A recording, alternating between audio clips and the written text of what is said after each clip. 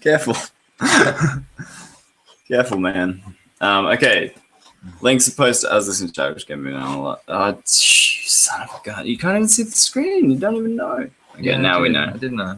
Well, now we do. Now we do. Hello, everybody. Welcome back to the 26th of February, probably the 25th if you're not near us. It's a Thursday. It's 8:53 in the morning. It's a Thursday. It's a Wednesday. It's a Thursday. It's a Wednesday. Wednesday night, Thursday. I guess it would be Wednesday morning because we just started converting the time code to Greenwich Mean Time for everyone. And I am apparently listening to myself right now. Awkward. Let's get out of there. Anyway, yeah, so we're just chilling, getting ready, getting up, getting going. Running a bit late. Preparing? I don't know. Yeah, maybe you're running late. I'm good. Yeah, I got here at 8, and then I was like answering comments and going through stuff, and so really, yeah, you failed the whole team. And I hate to do this on the show, but I actually invited here to tell you you're fired. So I'm replacing you with Desiree. Logical choice. He's flying over. Yeah, he's coming over from Newfoundland. He was telling everyone he got a new job, but he's actually preparing to take your place. Man. I'm actually meant to kidnap you, and then he becomes you, gets your family and your shop. And I'm sorry. I'm so sorry. It had to be like this. Why does it have to be like that? Well, because of all the things, all of the reasons that I have that are clear. It's all coming together. It must have been Desiree trying to run me over. No, that car thing you experienced this morning. Oh, jeez. Okay, so yeah, we had to reschedule. I don't know if you would have caught it and shown up. I was just sitting there in silence, and then I accidentally stopped the broadcast and broke all the links. So we'll save that as a special treat. I guess that's why I'm fired, and you're replacing me with Taco Bay. Yeah, sure. Retroverse, Taco Bay and Desiree. Pretending to be us. I love it. It's the best idea ever. I would watch that show, but we'd be kidnapped and possibly dead, so that's going to be hard for us to enjoy that. It's going to be a spanner in the works. So you guys are going to love it. Yeah, hey, you guys will love it. You guys are going to love that show. Oh, man. Guest starring Rookie Plays as their cat, who distracts them in the podcast. Go back to episode 2. That is like a deep cut for fans of the show. Yeah. We need to get that cat back for another episode. Oh man, can we do an interview? Like like catch up and see how the cat's going? Yeah, we'll do that. All right. Exactly what you said, a cat shop. A cat Jesus Christ. Have you seen the Gravity Falls? No, I haven't. Okay, cool. Okay, cool. You haven't seen awesome. Bye. It's so good you haven't seen it. It always says we're bad at the start. It makes me sad. Anyway, look at those handsome dudes. Okay, so I posted and watched this game. I'm gonna post on Twitter. Twitter. Oh man, Desiree's here already. Oh, Desiree. Just early mark, dude. Early. I mean, we're late, so realistically, we've kind of met in the middle. Oh no, and he showed up for our whole spiel about how we're actually subbing him in for you. Oh really? Oh no. He knows. Oh, he wasn't meant to know either. I got someone to kidnap him. This plan's going out of hand. I think we're reverting back. Just no more Retroverse. No more Retroverse. I got to edit the lower third because we have viewer, so that's probably the best. We are the way. Desiree's on it though. I'm glad. I think he's going to be a great addition to the team. Well, a remake of the team. Okay, so we're going for intros, and wait, I've got a pre-made intro thing here. Oh, dude, I should make them all pre-mades, except I have to redo the number every time. Intro and the shout-outs. The shout-outs. The shout-outs. Oh god, that's not. Why do we do this show so early in the morning? I'm never ready. Okay, so we have a great show for you today. We're talking about movies. We're talking about video games. We're talking about how they have families together sometimes. We're talking adaptations, TV shows, all those things. Everything. Oh man, they just the world of crisscrossing. Crisscrossing. That's it. Mashing together, crisscrossing books. Probably going to bring up Wreck-It Ralph at some point. Oh wait, I just did. Oh, mic drop. What else we got on today? Intro. We're gonna do shout outs. Obviously, big shout out to Desiree for showing up. Yeah, Desiree from the start. From the man, this is why he's replacing us. You know, he's. You gotta stop saying that, or else it's gonna come true. Homesick from work today. Is why I'm here on time. Oh, well. Hell yeah. Dude, yeah, that's so good. You got pneumonia or something? That's awesome. No, I'm glad we could be here for you, and hopefully we're gonna be the chicken soup for your mind. Exactly. Entertain you. Do we do that in this show? Do we? Oh shit! I gotta bring up the other script. Okay. You're just gonna read like soul searching stories. That's it. It's gonna get deep, man. It's gonna be like, I remember I was sick this one time. I had to go driving at night to like clear my airways because I had this problem with sort of like clogged airways when I was a little kid and like didn't have. That's actually true. Anyway, getting deep cuts. I keep opening my texts like I'm doing something. Oh, you sent me one. Keep acting professional. I want to go. Yeah, I'm just Actually, I wanted to double check these messages. It's all good. Hey, Desiree, big shout out to you. We got another viewer. I'm gonna guess maybe Butamus. Maybe True and Honest. I don't know. I've been having some good talks. Like the podcast's been doing some.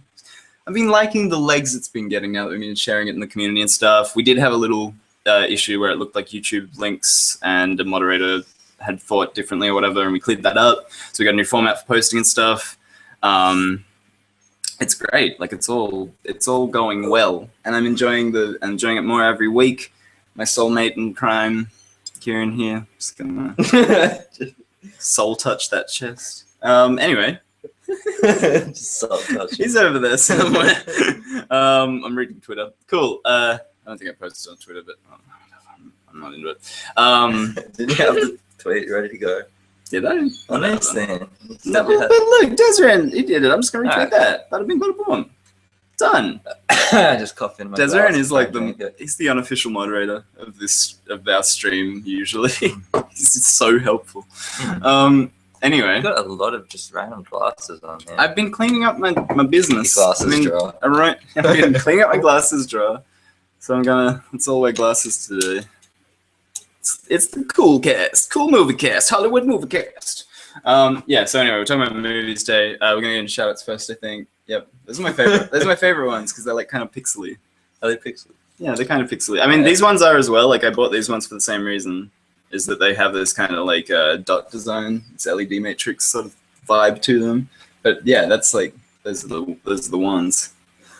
Anyway, so basically, getting into it, we're gonna go into a lot of bad things, I imagine, because unfortunately, the genre of meshing movies and movies and games, it's murky. Half-assed. That's the word for it. We're probably going to talk about Uwe a lot. Anyway, do you have shoutouts? I'll start with you. My internet's not working. You need to check your internet for your shoutouts, bruh. You don't save those on the local network. Then I'm going to start. Yeah, Rent-A-Hero. Big shout out to Rent-A-Hero. That dude is dynamite. He's got the second part of him and Flaming Monocle's charity live stream coming up soon. I'll put a link down in the description, hopefully if I remember by today, otherwise it'll be tomorrow. And basically, yeah, Rent-A-Hero, he's doing this charity live stream with, I'm going to take this off because it looks like my pupils are square. It's weird. I'm just going to do that. Yeah, just check those on. Yeah, so Rent-A-Hero is doing his thing. I'm an unofficial what for you guys, lol. Remember hashtag sponsored by Desiree? Holy shit. We do. I mean, I do. We want to say it every episode. I mean, I definitely stopped bringing it up a lot because I was worried it was getting too real. And we'd only like just met when I started that. That's like such a moment of me being like inappropriate on the internet, just being like, hey, buddy! Whoa! He is cool though. He's cool with it. He's cool. Hashtag sponsored by Desiree. Yeah. I should stop putting that on everything again. Shirts. Yeah. That's a good point. We are getting shirts. We are? Oh, shit. Did I not tell you about that? Oh, never mind. Shut up. Oh, okay. Sorry. I thought I had talked about it last week. No. Maybe. Never mind. Well, shout out to some work I've been doing on putting our little animals on shirts. Oh, awesome. Yeah, we did chat about that a little bit. And now putting hashtag sponsored by Desiree on it. I didn't talk about it on the show, probably. I'm definitely putting hashtag sponsored by Desiree all over it, though. If he's cool. No, I'm not going to ask permission just because he's watching us live while they edit it. Anyway, Rent a Hero Flame Monocle. I got the charity live stream coming up. That was great last time. I did manage to catch it last time, and I'm hoping to show up for the whole thing this time. Because I showed up a little late, and those guys are great. They're really fun. They've got this like awesome persona of cars leaving and starting up and just going crazy all the time. No, but they've got an awesome like dynamic of like Rent a Hero has this like hero persona, and Flame Monocle's got villainous persona. If you don't know them already, they're part of the WUG community, Watch This Game community, or as I like to call them, our little Wuggles. That might have come up in that stream actually, in the original Flame Monocle Rent a Hero stream. I think me and Azzy were saying Wuggles because I think Azzy brought it up as Zizaran. Possible guest for next week. I'm gonna send her a message that if she sees this or someone messages her first, I guess that'll save me some time. I don't know. But yeah, so they're great Wuggles to be with. They're getting more people from the community in to be their teammates. I don't know who Flame Monocle's teammate is yet, and I've forgotten who Rent a Heroes is. God damn it. Anyway, the videos on their channel. Go check out Rent a Heroes videos and go and Flaming Monocles. They'll be in there, and you can go enjoy that, and it'll be great. Can't get them as shout-outs. Why did you save them in a place that was protected by a password you created? Why would I do that? You should get Jessie to do all your passwords. She's even worse. We never remember them. Why did you guys get together? You can't remember passwords? Oh, man. I've got like 50 and they're all like variations of the same one. That's my mistake. You need a notepad with all your passwords in it to access all of your shouts. Oh my god. So someone out there has and you're just like writing in it and it spontaneously combusts. You're just like, oh no, my notes. Oh my god. Desiree, you guys are plenty entertaining. Lol. Thank you. Gosh, people are so nice. I'd say it would be like the usual guys. Desiree, shout out to Desiree. The usual guys. Shout out to Desiree. I don't know what they do, but fucking those guys. Ginger Red shit, Rocky Plays did some, I'm sure. Well, you know, you watch regulars. Oh yeah, for sure. You do. I just like that. I like that we have regulars, I guess. Maybe that's more what I'm responding to. Beautimus, ooh, I should be along shortly. Watching at Bipolar Pair stream right now. Oh, that's cool. Awesome. Shoutouts to Bipolar Pair stream. Even though technically you can't hear us because you're in the other stream. So that's... He can. He does. He does. Okay. You guys are also lol, and so are Beautimus, and so is Beautimus. Yeah, they are. They're both. Everyone's cool. I like the Wuggles. I'm a big fan of the Wuggles as a whole. Like, especially with this interaction of like having to message a mod to clear up this thing about how we're posting our live streams in the community and stuff, and just like the fact that they are willing to work with us, and like that's not usually been my experience with mods in the past and stuff. That like, because sometimes they'll be a bit. Yeah, dickheads. Sometimes they'll be a bit dickheads. That's going on the back of the shirt. Does that mean sometimes we'll be a bit dickheads? I think that is sort of true to everyone in a way. Anyway, sometimes we'll be a bit dickheads. Also, who else have I been watching? I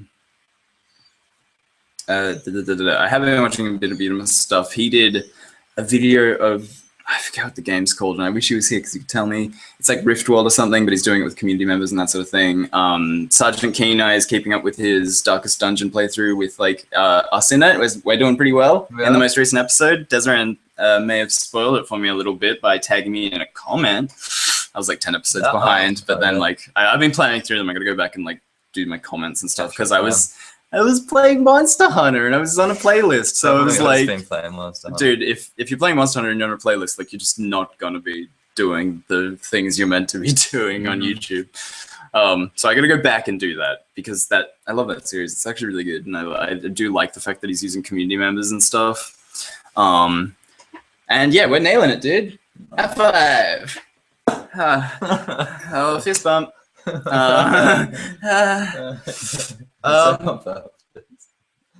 I just not watching? Oh, did you not do that on purpose? I thought you like psyched me out to be hilarious. Because I was going for a high five. No, you did that on purpose for sure. My wrist is broken. Oh man. Anyway. Hey, how we doing? We're professional guys. Certified on iTunes and 75% on the IMDb. IMDb. Alrighty. Big shout out to Robbie, because Robbie's, I think that's Bipolar Panda, right? Yeah, of course it is. What am I talking about? Big shout out to Robbie. Love that dude. I haven't talked to him in a while, but that guy's a cool guy.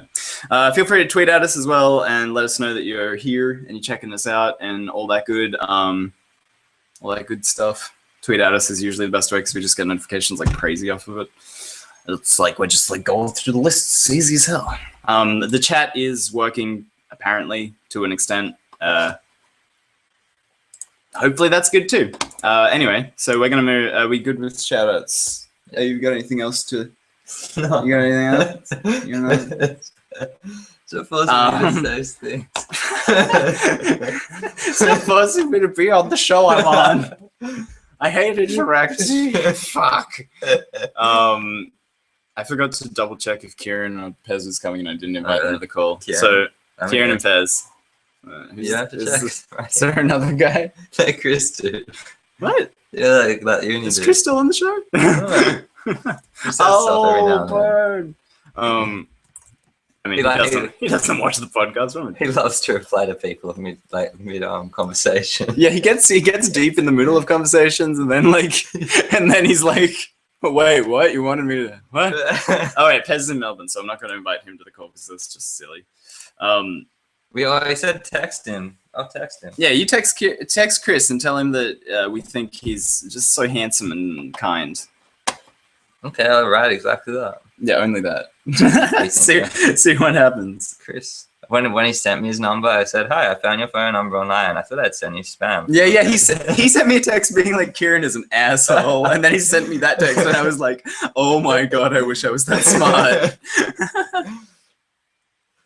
Okay, what was I doing? What was I writing? What was the word? Oh, Flaming Monocle, dude. Thank you so much. Yeah, the chat. We've stopped fighting it, and we just let it happen on Twitter now. Yeah, now it works on Twitter. Now it's seamless and totally integrated. We get comments sometimes. We have a comment tracker, so if you want to put stuff there, that's fine too. Or we'll get back to it after the show. So that's how we sort of worked it out. Even though that's not technically a solution. Where do you go? You're charming and attractive. Yes, send that. That's how we'll get Chris in. I bet he shows up in the next 10 seconds. He's like, what the fuck? Okay. So now we're moving on from the shout outs. And since Flame Monocle is here, I will reiterate, go check out the Flame Monocle and just check out this live stream stuff and the stuff about the charity live stream coming up. I don't have the exact dates, but if he tweets it at me, I will happily read it out on the show because that is like an event that's coming up for the Wuggles that I'm very excited about. Little Wuggles. God, that's so hard to say out loud. It's so fun to type, but it's like really weird to say out loud. Wuggles. Wuggles. Okay, so what have you been playing anything as well besides Monster Hunter? No? Mask. No, what? Yeah. Another game? Yeah. I've got Driven Through's Mask on Jesse's 3DS and oh my god. I took my wife's 3DS and I put Majora's Mask in there. Is she playing on another file at least? Is there some reason no, you would... she's kind of not using it anymore. Oh, okay, cool. Yeah, she was now that it's a Majora's Mask machine. I saw what's that game? That Fantasy Life. I saw Fantasy Life in there. I was like, I really want to play that. And then I went to get my 3DS and it was gone. I was like, so you are denying your wife the ability to farm her mats. She can read books, it's fine. She can read books. It'd be cool too, because Fantasy Life's got this really good social game in it, where you can play together. So if you had that, but you've just taken both 3DSs and you're playing 2 single-player games on them. Or if she had Monster Hunter, you'd probably love your wife a lot more. I don't think she could deal with it. My girlfriend's thinking about getting it soon. Really? Yeah. So I don't know. It is it's too much time to put into it. I mean, time too. I saw my time because I went out. I had to close it to get the themes for it because I bought the Monster Hunter themes last night. Wait, hey. What's this? What's this SOS, your mom. Oh my god. I think you meant so is your mom. So is your mom. Oh my god. He's got her. Great solution. I'll pipe up if I have something to say. Flaming Monocle also gave us a little shout out. It's on the 15th of March, 8 p.m. GMT. So about an hour and a half before we start our show on. But, you know, that has no context, really. 8 p.m. Greenwich Mean Time, GMT, or UTC, I guess, if you're using that technicality of, like, event time or whatever. 15th of March, go check out Flaming Monocle and Rent a Hero's charity live stream. They're supporting two great charities. One of them is about rehabilitating civilians and... no, it's about rehabilitating... God, what are they called? They served in the army.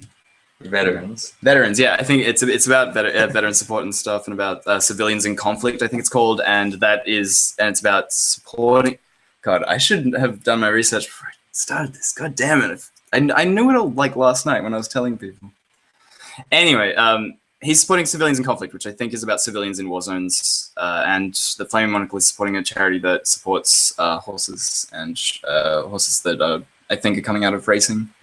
I'm sure they know more, and you can go to their channels and watch their videos because they'll much more articulately put it than I will, because I'm just rushing through it and like getting my notes off of Twitter.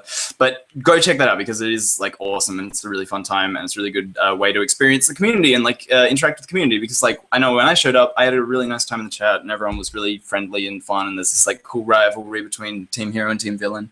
Do you mind if I ask if you would be Team Hero or Team Villain? Team Hero? Yeah, that's what I'm saying. I've been putting us out there as Team Hero this whole time. And I'm glad we're on the same page as that, because I was worried you're just going to be another Desert and betray me. Is that like just for Chris? Yeah. Please tell me that's just... Is that really? I don't know. I hope that's just for Chris. It's banjos. Civilians in Conflict and the Racehorse Sanctuary. I know it's hard to remember, Winky Face. Thanks, Flaming Monocle. You're being very kind to us. Yeah, so basically go check out Civilians in Conflict, go check out the Racehorse Sanctuary, and go check out Flaming Monocle and Rent a Hero for those videos. I've shouted it out, I guess. I'm not sure what else I could say. Hey, Amyface Gaming, Amyface Games, at Amyface Games on Twitter, and Amyface Gaming, I think, on YouTube, has just shown up. Thanks for showing up. Thanks for the shout-outs. You guys get on with your stuff. This is your show. Yeah, okay. That's fair. I've been rambling a little.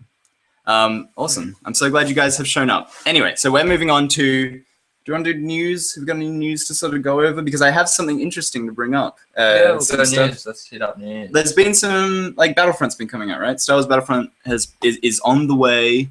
And I thought that was an interesting thing to talk about because it's like a new movie game that's coming out that sort of fits into our theme this week, which is movie games. Oh, well, screwed that up already. Done. Oh. Nailed it. Someone else should do typing. I drink some coffee. I can't reach. So yeah, I wanted to talk a bit about Star Wars Battlefront. Did you play the original at all? I must have. I must. Yeah, sure. Definitely. It was like that. It's okay. Hopefully, I'm getting all these names correct because they're very similar. So, Battlefield is the big open world war game, right? Yeah. And basically, it was sort of seen as like a rip-off of that, but in the Star Wars universe, and there was like this sort of really fun like ground combat, and I forget if it was flying in it or anything now in the original, but basically, it was just like a really interesting game. It was like really cool, different take on the Star Wars universe, and there was these moments where you'd be like in these big fights with all these AI-controlled like things going on around you and stuff, so it really like put you in that zone. And then like there were moments where like it'd be like, oh, Obi-Wan's coming and shit, and you got to like get out of there because he'll chop you into pieces, kind of thing. Those I don't know, like I'm trying to remember it exactly, but I've been watching some things about it and some news, I guess. And apparently, it's going to contain storyline from every Star Wars. That's pretty cool. And my question to you was, do you think they could pull in Star Wars 7 with that? Or do you think, do you think they would? And keep in mind, it is coming out before It is coming out before Star Wars 7 releases, I think. That So might be you, right, yeah, though. do you reckon? But do you No reckon way. they could put it into DLC? Yeah. That was a great discussion. Thank you. I'm glad we had that. All right, moving on. Oh, Yes. Nope. Discussion. Yes. Clean cut. Okay. Well, I'm glad we covered that. My reason that they won't is because it's obviously going to be spoilers for 7. They want to wait till, unless they're going to chuck it in there. It could be as a like hint and sort hints, of, yeah, like prequels, like kind of like how the 6 and like all of the parts before that, even like not just part 6, but how that relates to part 7. It could give you a bit of backstory integrated. At the same time, it's not going to be totally mainstream, so I guess like the box office isn't going to be worried about everyone being like, oh, so that's what the movie's going to do. Yeah. Oh, Jar Jar's back. Jar Jar's an old man on his deathbed, and he's like, Lisa, remember when I became leader of the council? I don't want to see it anymore. I want that. Actually, now I sold it to myself just then in my imagination. I was like, that's amazing. I am always rambling, Desiree, and that's fair. Probably fair. So that's really interesting. I wanted to start off there as well because that's like a high note, kind of, and it's like kind of more of like, this is a movie game that should be good, that will be pretty good. And I guess I wanted to start it on that high note specifically. What are the good movies based on games and vice versa? You know, so that like have come out or we're expecting to see. Let's start with come out because let's go back first. We'll look into the past and then we'll go to the future. And then we'll think about then we'll hypothesize. Very movies based on games. Movies based. It's a hard one because what's the one you liked? Because I got a couple. So games that they've reinterpreted into movies. Either or. Like I like that was sort of the problem with us pitching this idea to each other was we were like, game movies or movie games, right? Sure. I think both. Like like all that crisscrossing media, books too. You know, a painting you saw that was based on Zelda, and you were like, you wept because it was so beautiful. I don't think there's really been any major. Correct me if I'm wrong, but like a video game that's been made into a movie, hasn't really been any major successes, has there? Successes? Okay, well, I'd have to go look up numbers because like that's real. I want to say,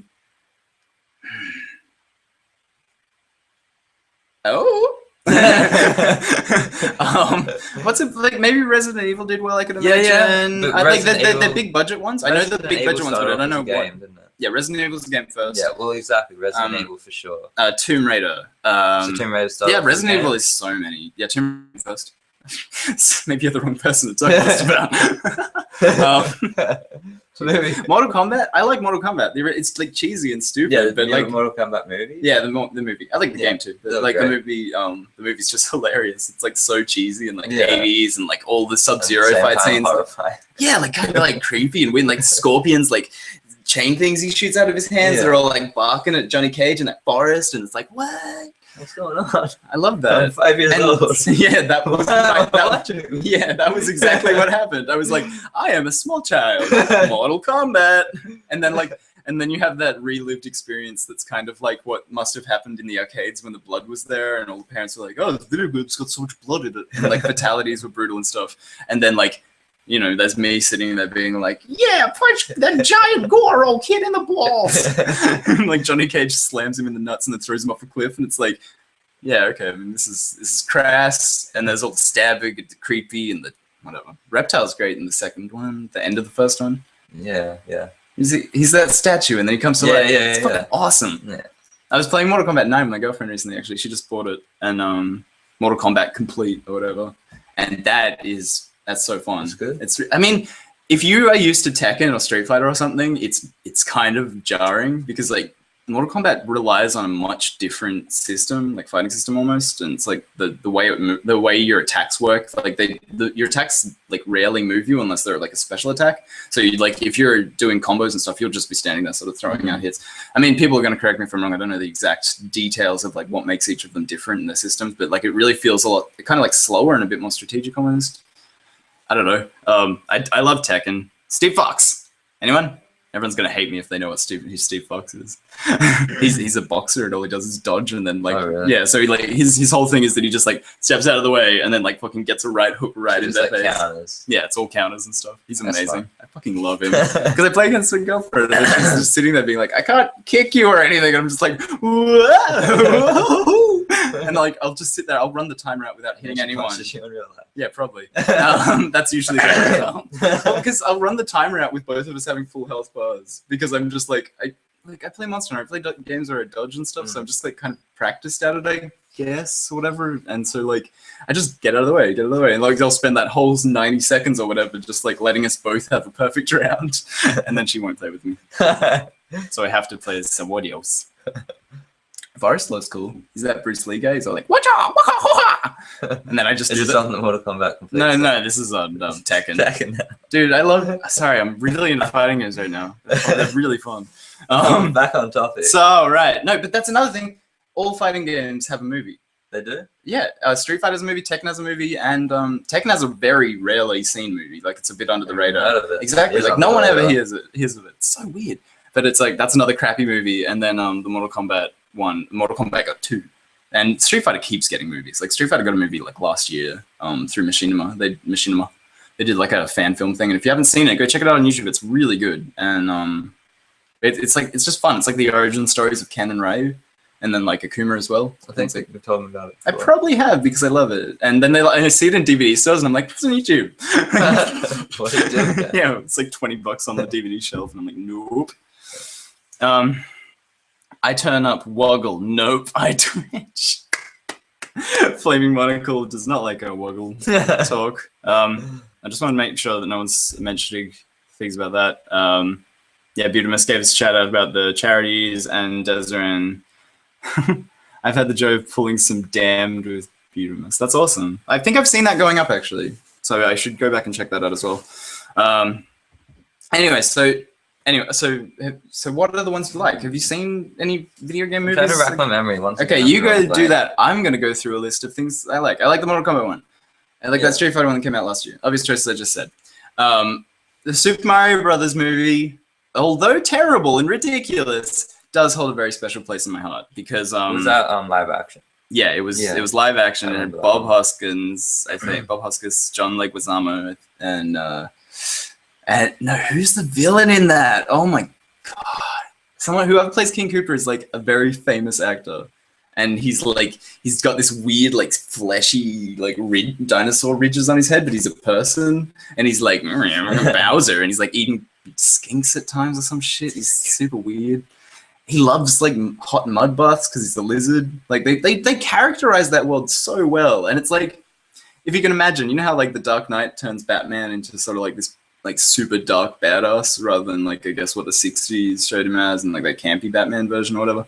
So if you can imagine, this did the same thing to Super Mario Brothers and turned it into the Dark Knight Super Mario Brothers of like it's gritty and everything's dark and covered in grit and fungus, and it's all like Blade Runner basically, and there's like a giant desert trash pile on the other side of the planet, and like the Shy Guys are just guys in gas masks and stuff, and like the Goombas are these giant weird dudes with tiny heads.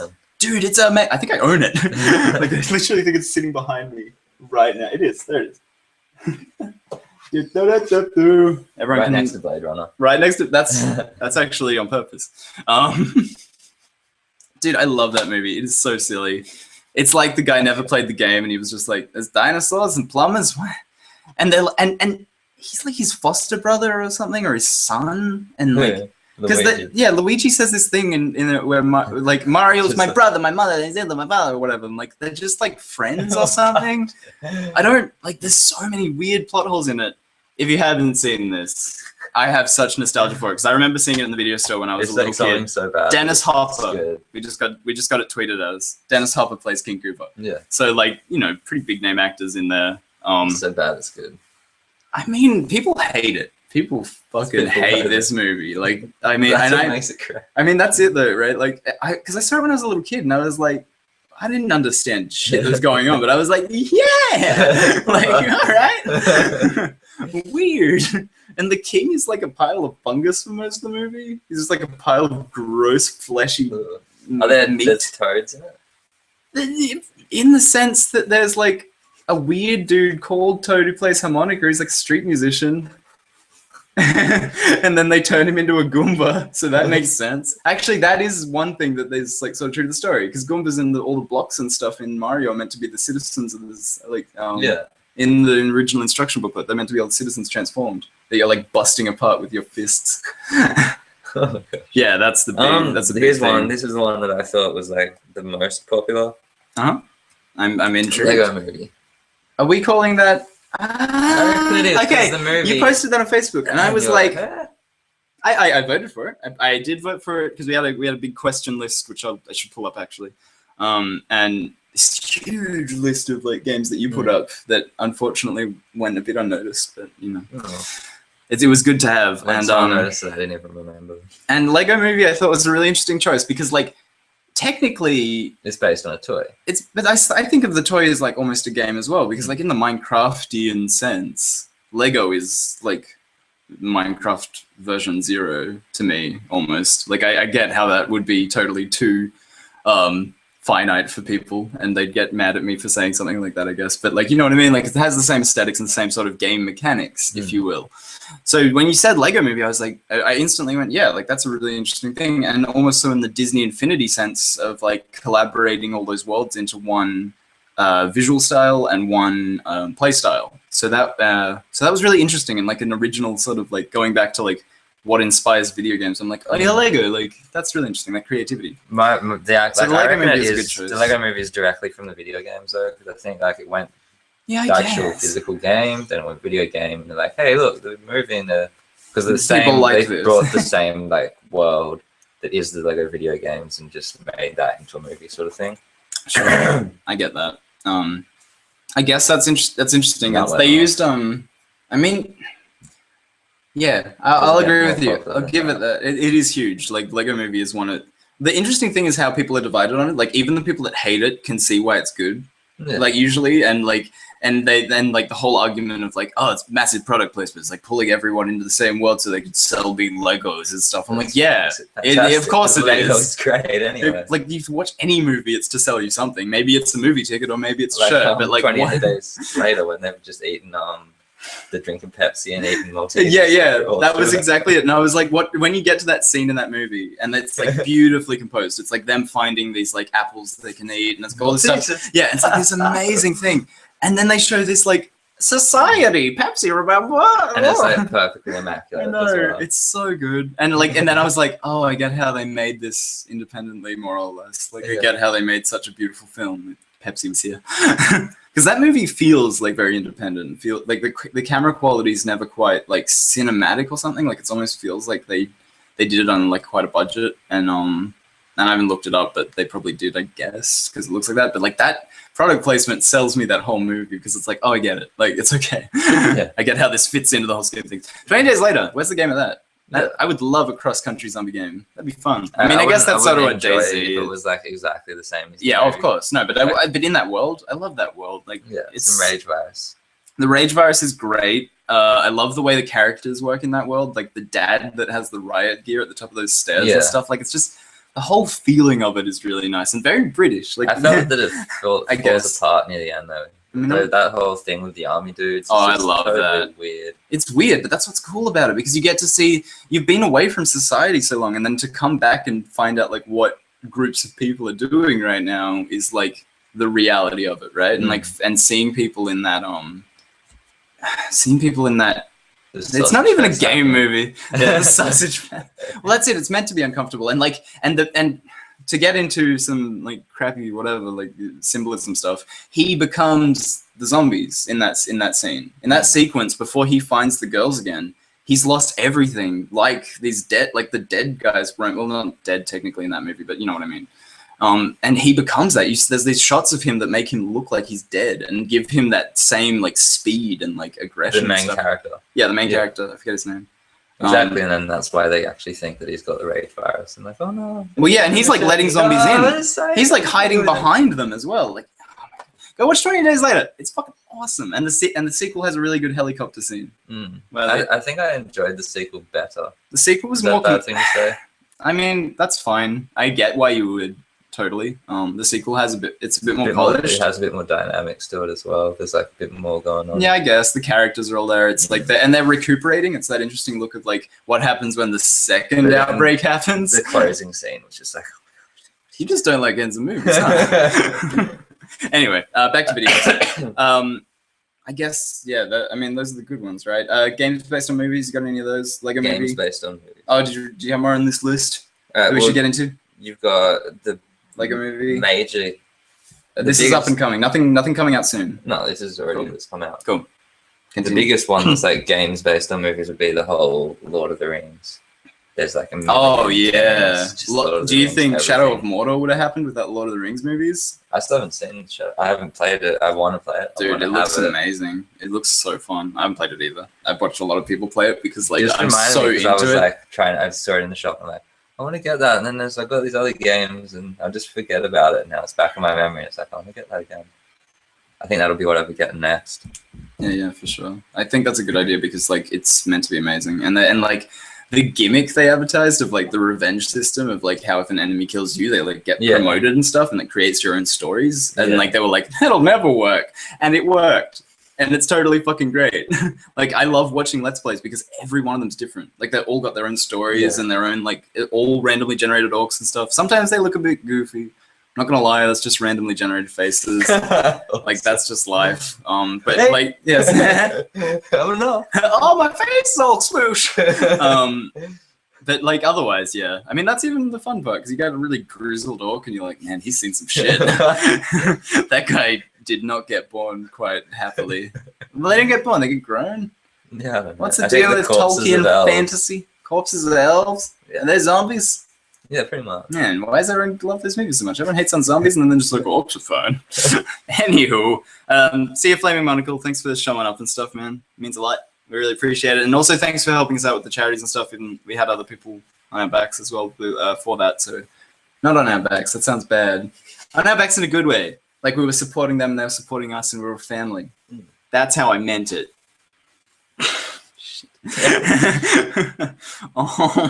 Anyway, you got anything else on that list for me, baby? Hey, baby. You want to see who can kiss the hardest? Well, you said Star Wars before. Yeah, Star Wars is really interesting. That's got so many games, and they're usually good. And they're usually good. That's the interesting thing about Star Wars games. Like people usually enjoy them, and the ones I played are good. Like Rogue Squadron on the N64. You know, I love flying me spaceships and shooting down to other spaceships. So I was like, that was so perfect for me. Like it had so many different ships, and like to come out of Star Fox and like. That had like one ship kind of thing, like you could only do that, but like to be able to like diversify and specialize in different things was like amazing. And we should play that. We should definitely play that. Why haven't we played that yet? Idiots. Us. Is there a good Star Trek game? I've heard bad things about all Star Trek. There's none that really stand out. Star Trek Online, I've heard people play it. You've heard people play it? I've heard people play it. Games. I've heard people play it. I've heard people play it and don't hate it. I so hope the English Fatal Frame movie happens this time. I don't want to be disappointed again. That is a good idea for a movie. Has that happened before? I've heard it referenced in. We've talked about this before. It wasn't based on a game, but it was a movie based on the idea of a survival horror game. And if you die in the game, you die in real life or whatever, or you die, or the game's coming out into the real life. We've talked about this before, Desmond. But you make an interesting point. They mentioned Fatal Frame, and that's where I first heard about Fatal Frame. It was in that terrible movie, and that's where I found out about it and stuff. And I would love to see a movie about that because it'd be crazy. Yeah, you could do heaps of like found footage stuff, and like you have a lot of fun with that. Movies. You don't have to. A lot of people hate them a lot. You have to. Maybe. If Kieran's going to be your friend, you have to like those movies. Exactly. Prerequisite 1. Top of my list. I have it right here. You have to enjoy these things. Anyway, Fatal Frame was good. I thought I originally read that as Final Fantasy because it was the double F title, and I was like, oh god, here we go. Like that because that is considered a pretty bad movie that I also have nostalgia goggles for. Which one? The Final Fantasy Spirits Within, I think it's called. Do you remember it came out around 2000? I remember one called Advent Children. Advent Children was pretty good. That was a cool movie. I mean, like, you have to sort of really like, hello, birds. You have to really like. Hello, we're coming in. We have something to tell you.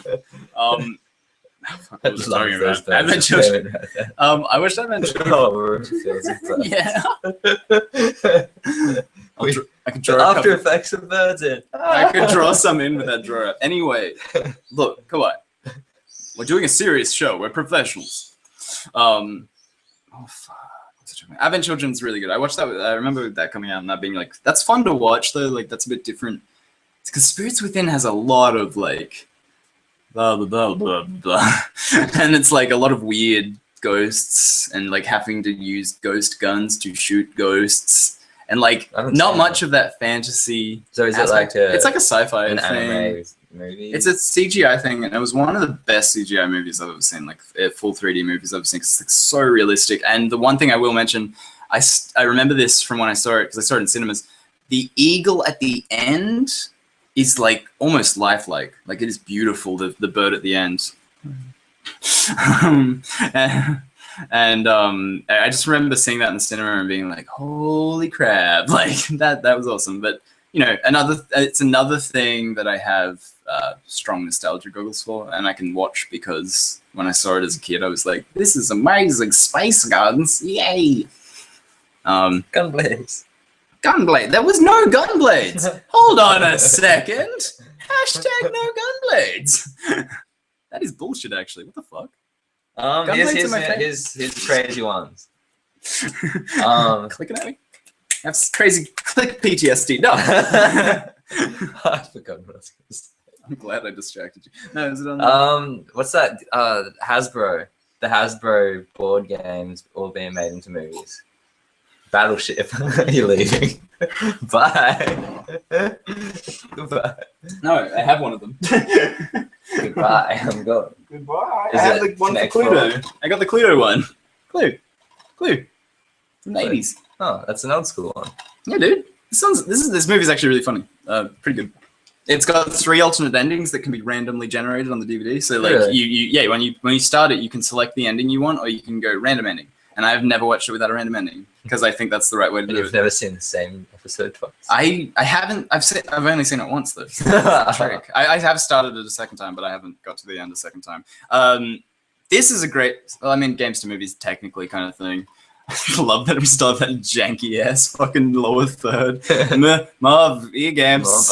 Mov games. IE. No, it's Mov. Who is it in this? Curry. What's his name? He's from Rocky Horror Picture Show. God, doesn't have it on the back here, and I'm terrible with names today. Yeah, it's Prince. What are you doing this morning? what is going on with you? Tim Curry, I want to say. Say that. All right then. Anyway, he's the guy from Rocky Horror Picture Show. He's great. I'm probably gonna get a tweet from Desiree in like half a second, being like, "Come on, the names." He doesn't talk like that. He's actually the nicest guy we know. Way nicer than you. That's why he fired and I'm replacing him. Okay. I'm leaving. Have you got anything else on that list? Bye. I do. If you want to okay, wait. I'll catch up on comments while you're away. They announced a Fatal Frame movie way back in 2000, and it just never happened. That's why I'd be disappointed. And then Butamus follows up with, if they did it right, it would be the sort of horror movie that would haunt me forever. I know, right? I didn't know put that glass of water there. You can be another person that has thrown liquids into my computer, and I haven't got mad at because, well, my computer works still. Okay. I was just gonna say the Fatal Frame movie set's great. Yeah, I reckon. What were you editing me about? So Battleship, that was. Did you watch that? No, I've never seen it, but I've heard it's terrible. Quick, go to D6. Is that seriously how it happens? Yeah. Have you seen it? I've seen it with Rihanna.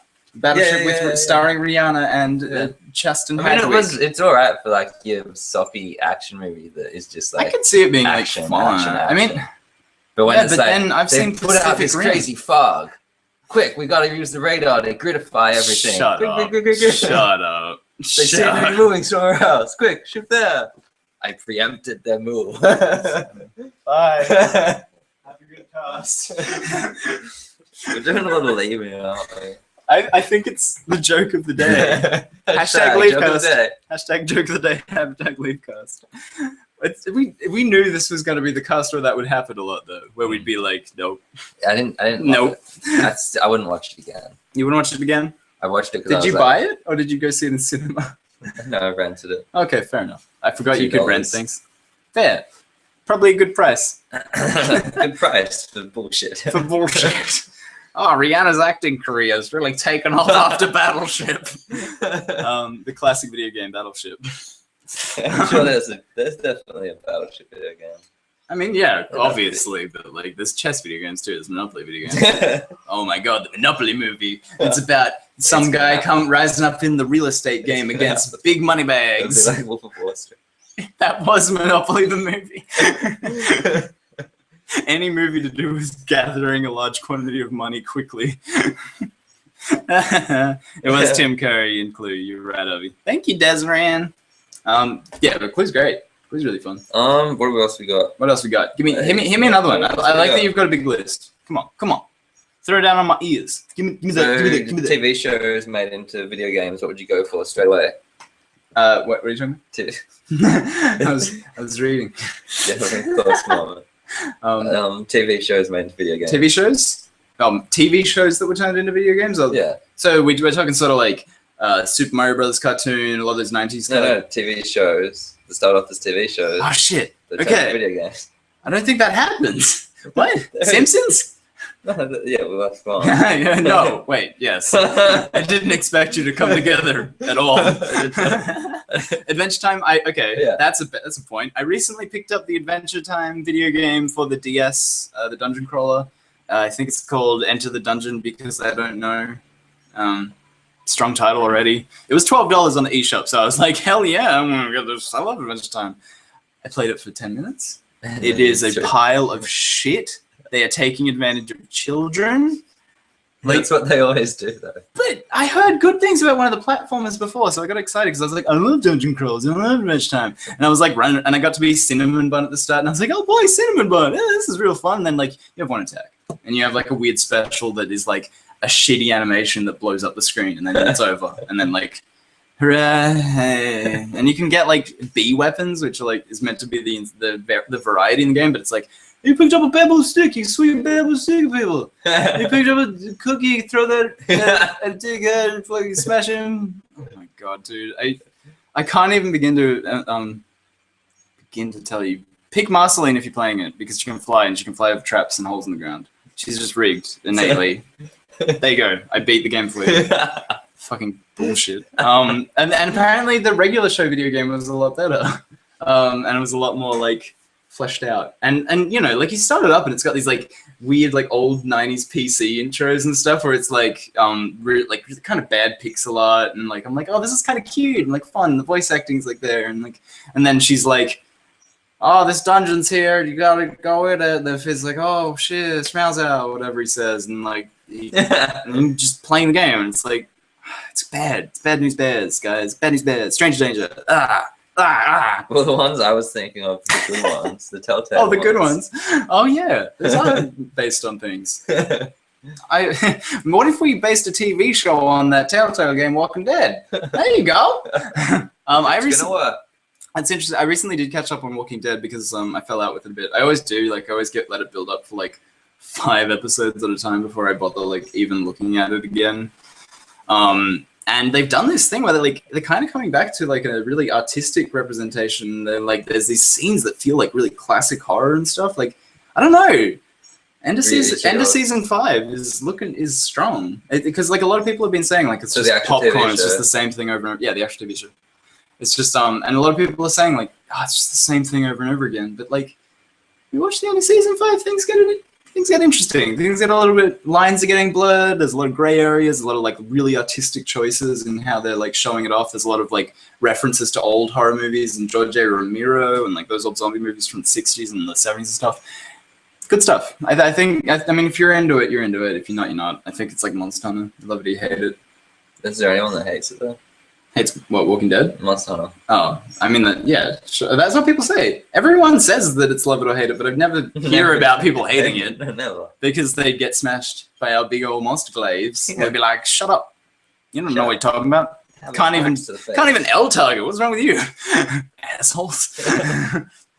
That's always my biggest thing that I see is like, if I see a complaint, it'll always be janky cameras and stuff. And I'm like, just get used to it if I like them. Or I'll be like, fuck you, idiot, if I don't like them.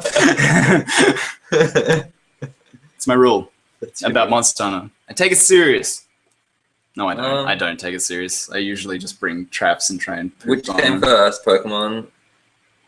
Pokemon or the egg? Do you want to go through the before we get to Pokemon, because that's a really interesting one, because that's like a whole media empire. I want to talk about that specifically. Let's just smash through these really quickly, because we've got some comments in the chat. We're not used to chat working. That's like the thing. Okay, I'm gonna ask you to read that tweet for me, because it's the best tweet. Retroverse hashtag fake butts. Hashtag fake butts. This is correct. This is correct. Hashtag fake butts, the official hashtag of all Retroverse content. That's the correct hashtag. That is the correct answer. We're just saying goodnight to Flaming Monocle. All right. So let's see Flaming Monocle's chair. Wait. Whoops. Personally, I like both of the Final Fantasy movies I've seen. Advent Children really sort of captured the universe of the game, and the Spirits Within sort of captured the whole strange new world that each Final Fantasy has.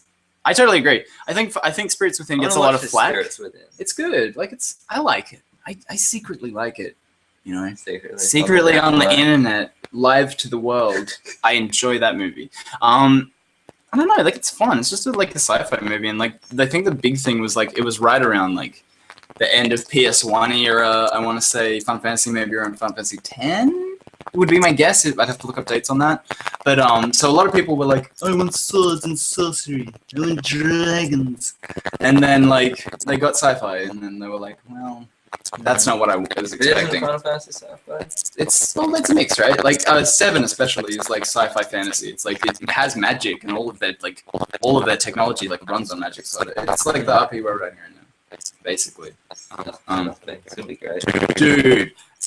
Quick announcement for everyone here. Also, if you're into tabletop RPGs and you would love to play a tabletop RPG that we are writing and we are creating ourselves, Kieran's doing a lot of work on the items and he's been amazing at that. I've been doing a lot of skills and characters right now. It's I base the campaign that we'll be playing first. Actually, this is the thing. Once we're tested, once we're all formatted.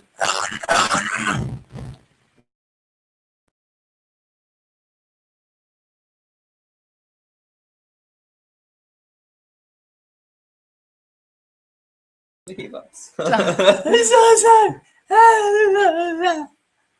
buying a new microphone. Now that I got a job and stuff, I got some money coming in. I'm buying a new microphone. Oh! Okay. Hey, high five. Don't slap it. Whoa. Thank you for tweeting at us, and thanks for my phone showing that up at all. What have I done? Oh, there we go.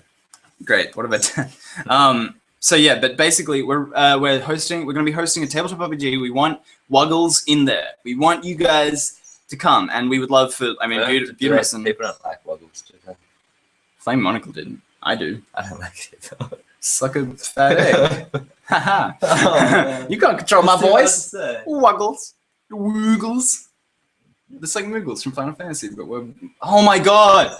Someone draw us all as Moogles. Oh, dude. What about Watch Jug? Let's not try and do this now. Watch Come on, man. Hashtag come on, man. Hashtag fake butts. Anyway, moving on. We're hosting an RP. Yeah. Desert and Butamus especially. We would love for you guys to join in. That'd be really cool. On Roll, will be Roll20. Yeah, roll20.com? Yeah. .org. Roll20.com. Roll20.com. It's a really cool site that you might know about it already, but it lets you like host tabletop stuff and do dice rolling and all that, and it has a little chat window. Yeah, it sort of brings everything into one space. Yeah. I guess is how you'd say it. And chat, video, drawing. Yeah, maps, chat, video, drawing. We can do dice rolls, cards. That you can put cards down. So like everything. A little spoiler: in the first campaign, you start in a bar, and you want one of the characters at random. I'm going to roll for it at the time. Will be engaged in a poker game that will be dealt out on the table. Like there will actually be a poker game going, and you'll have to play poker at random. Someone's gonna have to like try and win a poker game against a bunch of NPCs, and there's gonna be some interesting outcomes. So that's like, so, whoa, wasp! Oh, God. Whoa. A wasp just attacked Kieran. It's coming straight back for me. No, he's leaving. He's leaving. Gone. No, wait, okay, he's out. He left. Why did we leave that door open? Why have you got wasps? Wasps live in that tree. Oh, Anyway. So yeah, if you're interested and you got to this weirdly not anywhere in the podcast that is referential part, please message us, and Desiree and Beauty especially, because we would love to have you in. Like, take this call. You take the call. I'm going to continue on what we got going on. Hello. Hey. So yeah, that's going to be really awesome. It's I don't want to tell you too much about it right now because we're just writing it up and there's things that are fleshing out and I don't want to say anything that might change. So we're going to get onto that later. But if you're in tabletop at all, or if you just want to like play with us and you don't have to be into it even, that'd be great. Great. Send you guys a link in the comments and chat. Thank you. Thank you so much, Desiree. Usually this would be the time when I would read, I guess. I would read something somewhere. But unfortunately, here we go. Loved by young fans of the Super Mario Bros. Video game, made with a huge budget and stellar cast, the sci-fi action thriller from 1993 has attained cult status from its audience, from its audacious script and special effects. That is the nicest way you can put this. It doesn't mean anything on the back of the box. Really? Dude, it's just like loved by young fans, specifically loved by me when I was 5. In 1993, I wasn't 5 then, but I would have seen 11. Yeah, but like sci-fi action thriller. Do you think of any of that when if I say Super Mario Bros. To you right now, what genre would you give me? Adventure? Fantasy, maybe adventure? Sure. Yeah. Fantasy adventure. Okay, well, what if I told you it was actually a sci-fi action thriller? And apparently cult status, which is me having nostalgia glasses for it. I was just reading that while you were away. Cult status. Yeah, cult status. They can say that about everything. Yeah, mouse has cult status. I've got cult status. Okay, anyway, so back to the comments, which I think was what we were doing right before this. Before things break down. I like both Final Fantasy movies. You finished that? Yeah, I just sort of invited people. I said, hey, you want to run and get in on me? It's like I'm really far away. Yeah, I thought you were fun. See, your joke was more subtle. Damn it. You're better at this than me. Okay. So great. Also some context, I guess. We have been playing RPs for a long time, and we have written up multiple systems in the past, and we're not like new to this. So like, if that's worrying you, don't stop it. I feel like we can do it. And it is turning out really nice. Anyway, so a Kingdom Hearts movie would be awesome, although it would probably work better as a TV series. I agree. I think you know what that reminds me of, Beatimus, actually? It would make me think of the original Nintendo series, Captain N or whatever. Have you seen that? It's this old series about a kid who gets sucked into his video games, and then like there's these weird caricatures of like all of the Nintendo world, and like Mother Brain and like Dracula and stuff are like working together to take out Super Mario and Zelda Land, and like it's so weird. It's really it's worth a watch like once or twice, but like I don't know, I'm not a fan. It's so hard. Simon Belmont from Castlevania's there, and they turn him into this douchebag, this like blonde guy who's like, I'm so handsome all the time. And Jesus Christ, it's just like single layering characters. Well, yeah, that's like an example of what the Lego Movie tried to do that didn't work. They were just like, put all the characters in, and then like this, and then Lego Movie was like, what if Batman was best friends with like with a unicorn? Yeah, with a unicorn and Gandalf or some shit. Like they did a bit more interesting work with it. Anyway, rambling. That Desiree says it's why they watch us, but okay. I know Uwe Boll well, and I'm glad you sent me that link because it saves me going and opening it for Kieran in a moment. Thank you, Desiree. I believe that's the link that you tweeted at me about sending us. And also, Beautimus, at plus, because it's Google Plus, not Twitter, so they plus, they don't at. Plus 2 Moogles Gaming then want to be drawn as Moogles. Lol, maybe Double Damsels can help. That's a good point. There are artists in the community. Someone pretend like this isn't a huge vanity trip of getting us all sweet Moogle costume designs for our Facebook profile pics. Just, it's for the community. Totally. I could do it like, I would do bad Photoshops. I'll get everyone's like profile pictures and like stuff on Facebook or whatever, of, like, and then just like Photoshop smash it in chocobos and guys from the Final Fantasy world, and, like VV, but it's like poorly erased underneath this like mask and stuff. I'm gonna do that. That'll be my contribution to that project.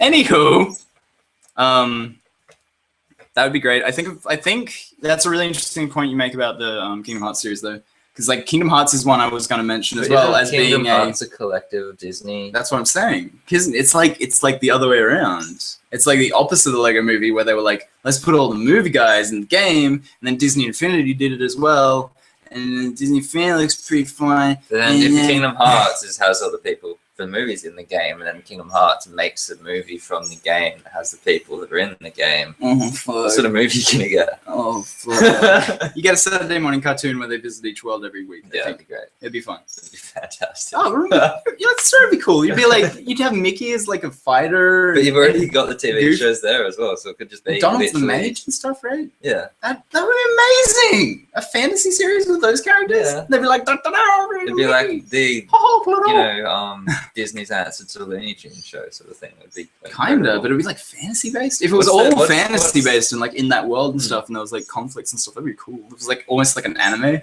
Dude, send it to Japan. Get an anime of that. I'd watch the crap out of that. Square Enix would be like, nah. Square Enix loves money. I think that's what the deal is right now. Square Enix and Disney, they link somehow. Well, yeah, because of Kingdom Hearts. No, but are they actually like, or is it? I doubt it. I mean, they're different companies, but like, I think so. There's something happening there. Walt Disney moved to Japan and started Square, and then he bought Enix, and then I don't know if that's how that worked out exactly, but yeah, Disney owns Square Enix. Kieran, 2015. Hashtag fake butts.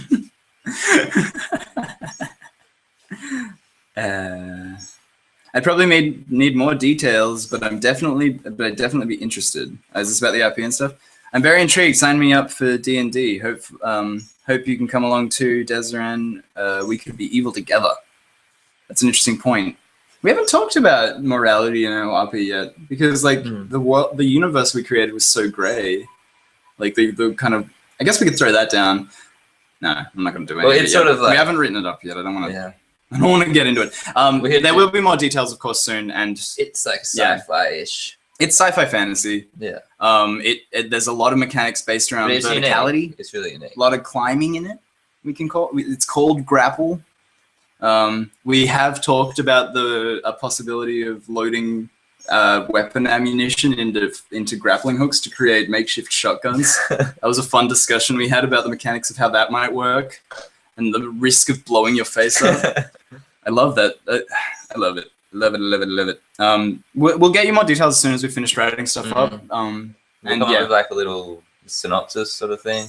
Oh yeah, well I've got it all laid out that I'm actually going to be able to export the text document as a PDF and like a game book, and then we can like put art in it and stuff as well. It's going to be awesome. I'm really excited because I'm just going to flesh it out as best I can and like sort of try and get us up to like version 1.0, which will be like basic mechanics and like playable structure. And then version 2 will have chain breaking in it. None of this will make sense to anyone, so I'm not going to get into it now. Anyway, Kingdom Hearts sounds fun. I'd love to do that. In my research, actually, I found a Pokemon RP thing where you like your class is the Pokemon you choose, and you level up and you can evolve and stuff. So you actually play as like, I'm a Bulbasaur, and I use Vine Whip, and fucking got the peepees. But then you get hit with like your weakness and you're dead. Yeah, but wouldn't that be fun? Like, I reckon that'd be a sick game. I'd be a Hitmonlee. If someone else wants to host that, I would love to be a Hitmonlee and just fucking kick dudes. I guess kick Pokemons, to be technically correct. You just kick all the trainers. I always felt weird about Hitmonlee and Hitmonchan. They're basically... Yeah, but the new ones make me feel better about them, right? The new fighting things, sock and throw or whatever, those Muppet babies. And they're just like, I'm from the dojo, see my karate gear. And I'm like, why are you wearing clothes? You're a fucking animal. What are you doing right now? I don't get you, sock and throw.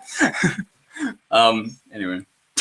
Do you want to... so that brings me to Pokemon, though. That's why, actually, I wanted to use that as a segue to jump straight to Pokemon. Pokemon is a really interesting. Pokemon's a really interesting beast because it was a game first based on this dude's childhood of catching bugs in caves, right? Catching Zubats. Catching Zubats in caves. Yep, that's right. Love catching bats. He's literally just putting.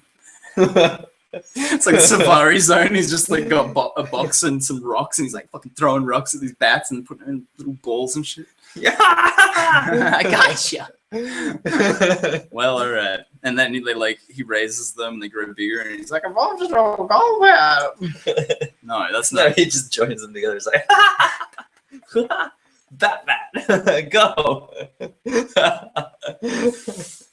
No, sorry, but we have to leave the podcast to that today because unfortunately Kieran's gone criminally insane. He started sewing bats together. You right, buddy? Gonna let this play out. Can we draw little Pikachu cheeks on you? Make you feel better? Good. Just the image of a bat tattooed sewed into another bat just had me going. Sewed or tied? Tied. Because that's what I mean. No, tied's okay. I can live with tied, but if you're sewing them together, no, that's for people do that. Why did the guy who made Pokemon do this? Crazy, Kieran. Anyway, so basically, Pokemon's a really interesting beast though, because like the show, God damn it. You see it in your eyes that you're just like, I need a second. I haven't moved on from this. Pokemon's I'll talk to you guys. Pokemon is a really interesting sort of beast though, because like I'm sure we all watched it when we were younger to a capacity, or maybe we didn't. Come on, man. Pull them fake butts together. We need you.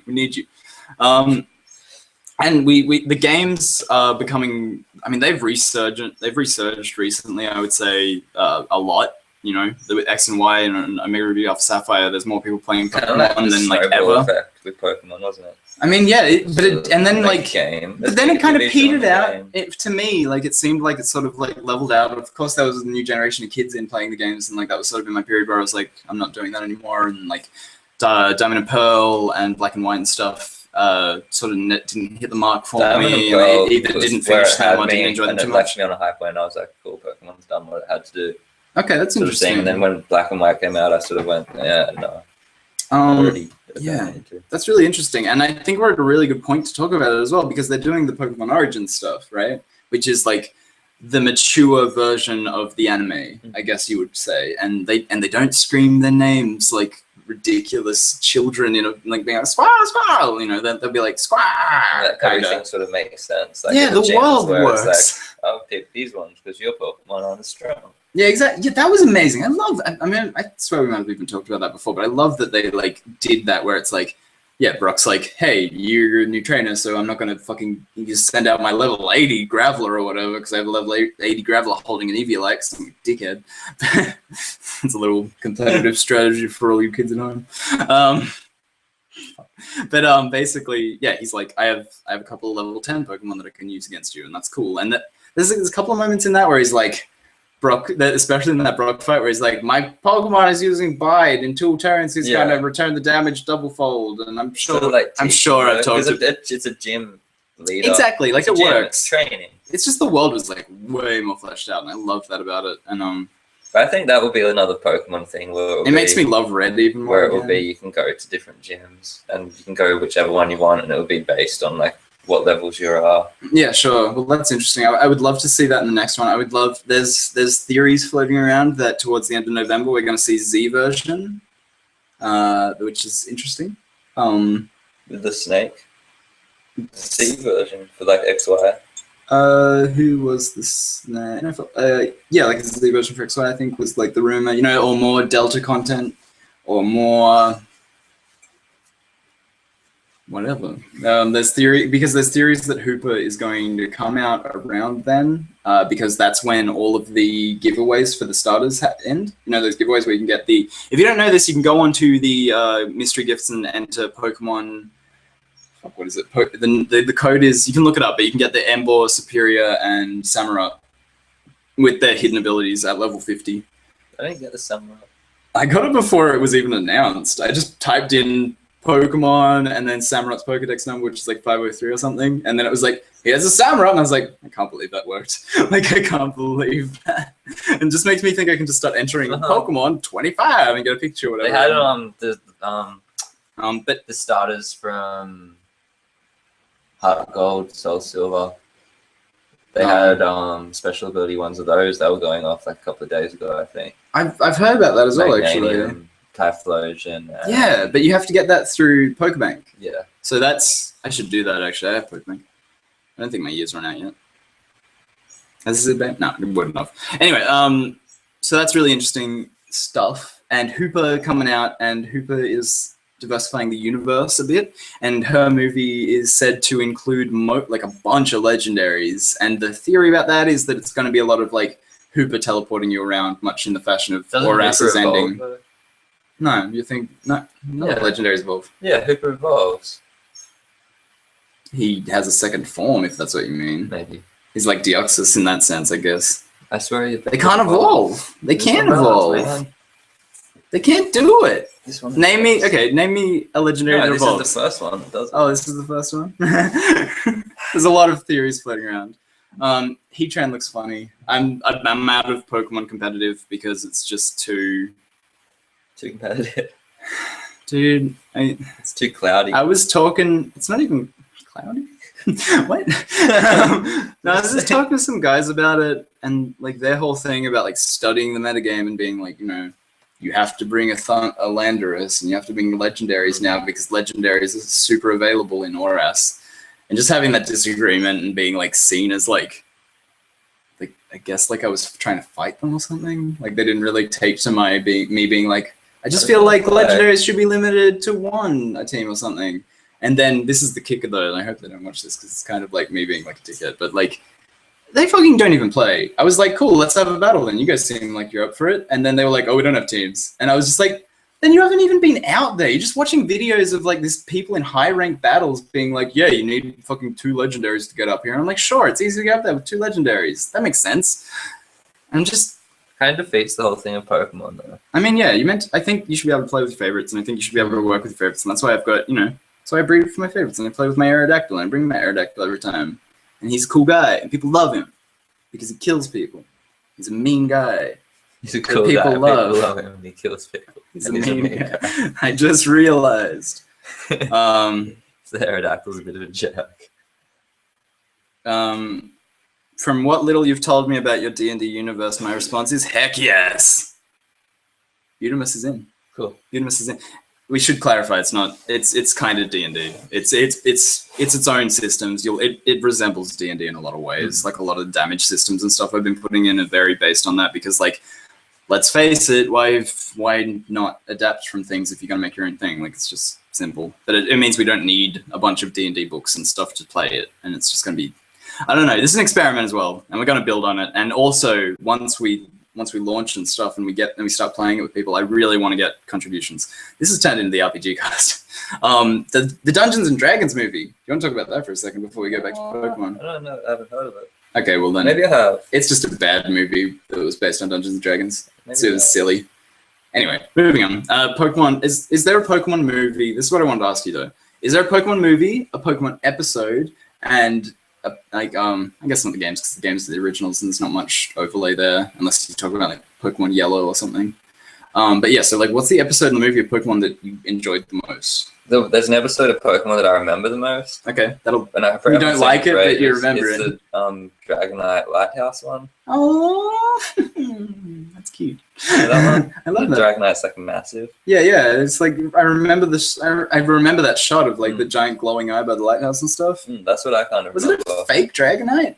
No, that was the other episode where they go to like the theme park. It's like Jurassic Park, but in all the Pokemon are giant, but then they turn out to be robots or something. And they were like, well, I thought about it huge, and then like they're not even Pokemon. The breeding episode I told you about, where it's just like they go to the Pokemon breeders. Yes, that one was pretty cool. I'm remembering a lot of the jump in. Yeah, just was watch. Otherwise, Origins series that kind of. Yeah, Origins. Origins is the best now, I think. Back in the day, I loved the episode where he meets Charmander. That is the cutest fucking thing in the world. And he's like, oh shit, he's in the rain and he's got a bad tail flame and he loves this douchey trainer. And then the trainer shows up and he's like, hello, that's my Charmander. He's got a crazy British accent. It's so funny. The one I think people will most remember and enjoy was the Magmar versus Charizard episode. Oh my god. Is that the one he goes to Blaine's gym? Yeah. Holy crap. I still remember that end card where it goes into full like watercolors or whatever at the end of the episode before it. Like right as that. Oh, dude. And like back in Gen 1, you get Magmar versus Charizard. That's like the fire guys. Yeah. Like that's Two awesome. Fire guys going at it. Dude, the Blaine episodes were great. That first story arc, actually, it has a lot of like cool elements to it. I love the Clefairy episode when they're in Mount Moon. Yeah, that's really fun, and like, and that's like back in Team Rocket's heyday of them being like, I mean, vaguely confident at putting people in holes. That's all that. I mean, that's what they were good at, putting people in holes. They should Other than that. Yeah, like they sort of modified into like, we'll make giant robots for a while, but that didn't work out. They made much more progress with the simple tactics. What about a movie that stuck with you? I was going to say the first movie, and in my later years, the first movie in Japanese, like the proper, not unedited version, is really fucking awesome. And there's something nice about watching in Japanese because you don't recognize the character calls, like when Squirtle says Squirtle or whatever, which I assume he does in Japan as well. So it sounds a bit different stuff, and it's like it doesn't quite. It's not as jarring. Yeah. But in the original, so do you know what's different in between the English and the Japanese? So in the Japanese one, they include this short film at the start that is about Mewtwo's birth and cloning, and about the girl in the movie that was cloned alongside Mewtwo, and about how Mewtwo became like angry and vicious and like all those things, and like it's really dark. It's really dark and like kind of sad and like raises a lot of questions about the morality of the whole situation. And then it's like cuts to Ash and he's like, "Hi, me and Pikachu are just hanging out." And it's like, Jesus fucking Christ, dude. And then like the whole ending of that movie where like he wipes their memory and it's like, and so they like completely forget the message of like fighting Pokemon's bad, and they just go back to like, hey, I'm gonna be the champion and kill all the Pokemon. Like, and like just this weird thing of like Ash never has to deal with reality, and Mewtwo like carries that burden for him. I think I hate. Also, I just want to throw out one more thing about Mewtwo though. I hate that they replaced him because like the Mewtwo that shows up later on in the new movies is not the same Mewtwo from the original. He's a different one. He's a different Mewtwo. How is that too? Of the clone. The fuck is that?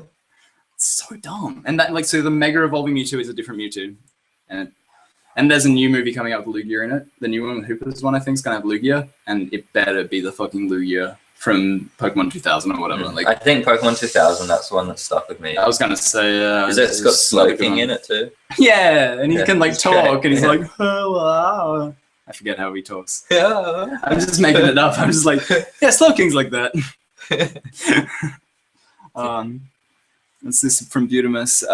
There were 2 Dungeons and Dragons movies. The first one was really odd, and the second one I think they got right, and it was incredibly fun. I haven't seen the second one, so that's something for me to look forward to, I guess. The first one I'm remembering was like the odd one. And I totally get what you're saying. So it's like just a fantasy movie? Or yeah, like... basically. They're like Dungeons and Dragons, and then like there's these weird shoehorned in scenes of like, here's a dungeon, here's a dragon. Oh, I do remember it. I've got vague recollection. It's like someone who didn't know anything about D&D, and then they were like, Dungeons and Dragons, eh? Okay, we'll chuck some wizards in there. Big tower or something, and there's a guy that's stuck in a dungeon. I think so. There's dragons and stuff, and he's fighting through. That sounds good. I'm building memories. I'm building memories. It's like, yeah. It's like that game Remember Me or whatever. You're just rerouting your own memories and creating something. Actually, that's a good one. I thought Remember Me could be a really good Memento-style movie if we're going to get into things that are coming out or should come out. Like in hypotheses. If you ever heard of Remember Me, it's this like dystopian sci-fi where this chick can like jack into people's brains and rearrange their memories to make them think different things. So that they think of her. I mean, whatever. Sure, Remember Me. God damn it, Kieran. Come on, man. But I thought that'd make a really interesting movie because you do a lot of fun sort of sci-fi things with that, and like showing people's memories like scattered and being rearranged could be like a really fun thing to watch. Dreamcatcher.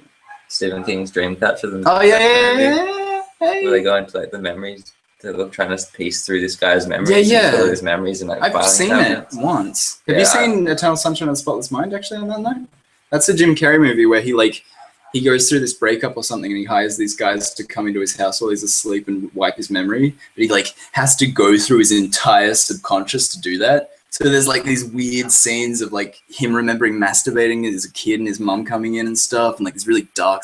It's crazy. And like I think I forget, I haven't seen it in ages, but I think how it progresses, like the girl slowly becomes different as he forgets her and stuff, and slowly changes. It's fine. I'd have to go back and watch it.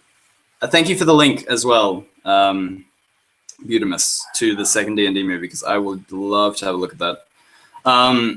Before we get into hypotheses for the future, I also want to quickly throw in, Desiree sent us the link to Uwe Boll. Uwe Boll, honorable mention, because that guy, he's basically a guy who adapts video games and uses German tax loopholes to make his movies. Really? Yeah, he made Blood Rain, and that movie sucked dick. He made the Postal movie, and that movie was crap. I'm a big Postal fan because, like, that game's fun. It's gory and it's crass, but god damn it if it isn't fun. Yeah, so he made a bunch of bad movies. No, I haven't seen it, but I have seen that there's like a DVD of Postal. Yeah, my roommate in Brisbane had it. It's made by some pirated dude. Yeah, kind of. I mean, he just adapts movies, and they always look kind of high budget and glossy. But that's what it did. But like, yeah, that's it. He lures you in. He's like, "You wanna watch a fucking movie? Come over here a second. I got something to show you. Go in this dark room over here." And then like he just hits you in the face with a shovel of shit. With the Mega Shark versus Crocodile Sword. Ooh, have you seen Avalanche Sharks? No. That movie's bad. They use the same animation for the CGI sharks attacks every time, and it's just like shark comes out of the snow and bites them on the feet, and they're also ghost sharks from Mars. That's important. How about those old Western movies where whenever someone falls off a horse, it's always the same horse falling over and the same guy falling off. That's true. I mean, so, you can't kill more than one horse, you know. The best thing is like all these like there was a scene where they're chasing each other down a hill, and then you see all the people falling off the horse, but the horse that fell over was on flat, so they were like going down a hill, and then the horse just falls over. I mean, because you know those falls in old movies sometimes would kill the horse. Yeah. So like, yeah, you wouldn't want to do that more than once. Just that's the horse that's gonna do it, dude. Old westerns are fucking old westerns, dude. I like good old westerns. You call me old fashioned, but John Wayne doesn't do it for me. I don't know. I'm trying to think of one I've seen, but like I avoid them so much. Oh no, Desiree. He sent us a Cronenberg movie. Oh god, the gun he's holding looks gross. What is that? Is he holding a pizza? Is that a slice of pizza? I'll shoot you with this piece. Don't make me do it. So is that Jude Law? What's going on here? What is it? Existence, I think is how you'd say that. Is a 1999 Canadian science fiction body horror. Yeah, of course the body horror. It's David Cronenberg. As in Videodrome, Cronenberg gives his psychological statement about how humans react and interact with technologies that surround them. In this case, the world of video games. Okay, so that's cool. So it wasn't based on a game, but it was it deals with like the concept of that and the concept of falling into a video game. So that's interesting. I'd love for you to tweet at me and tell me if you thought that movie was good or bad, because I haven't seen it and it kind of looks like it could be cheesy, like that slice of pizza he's holding on the cover.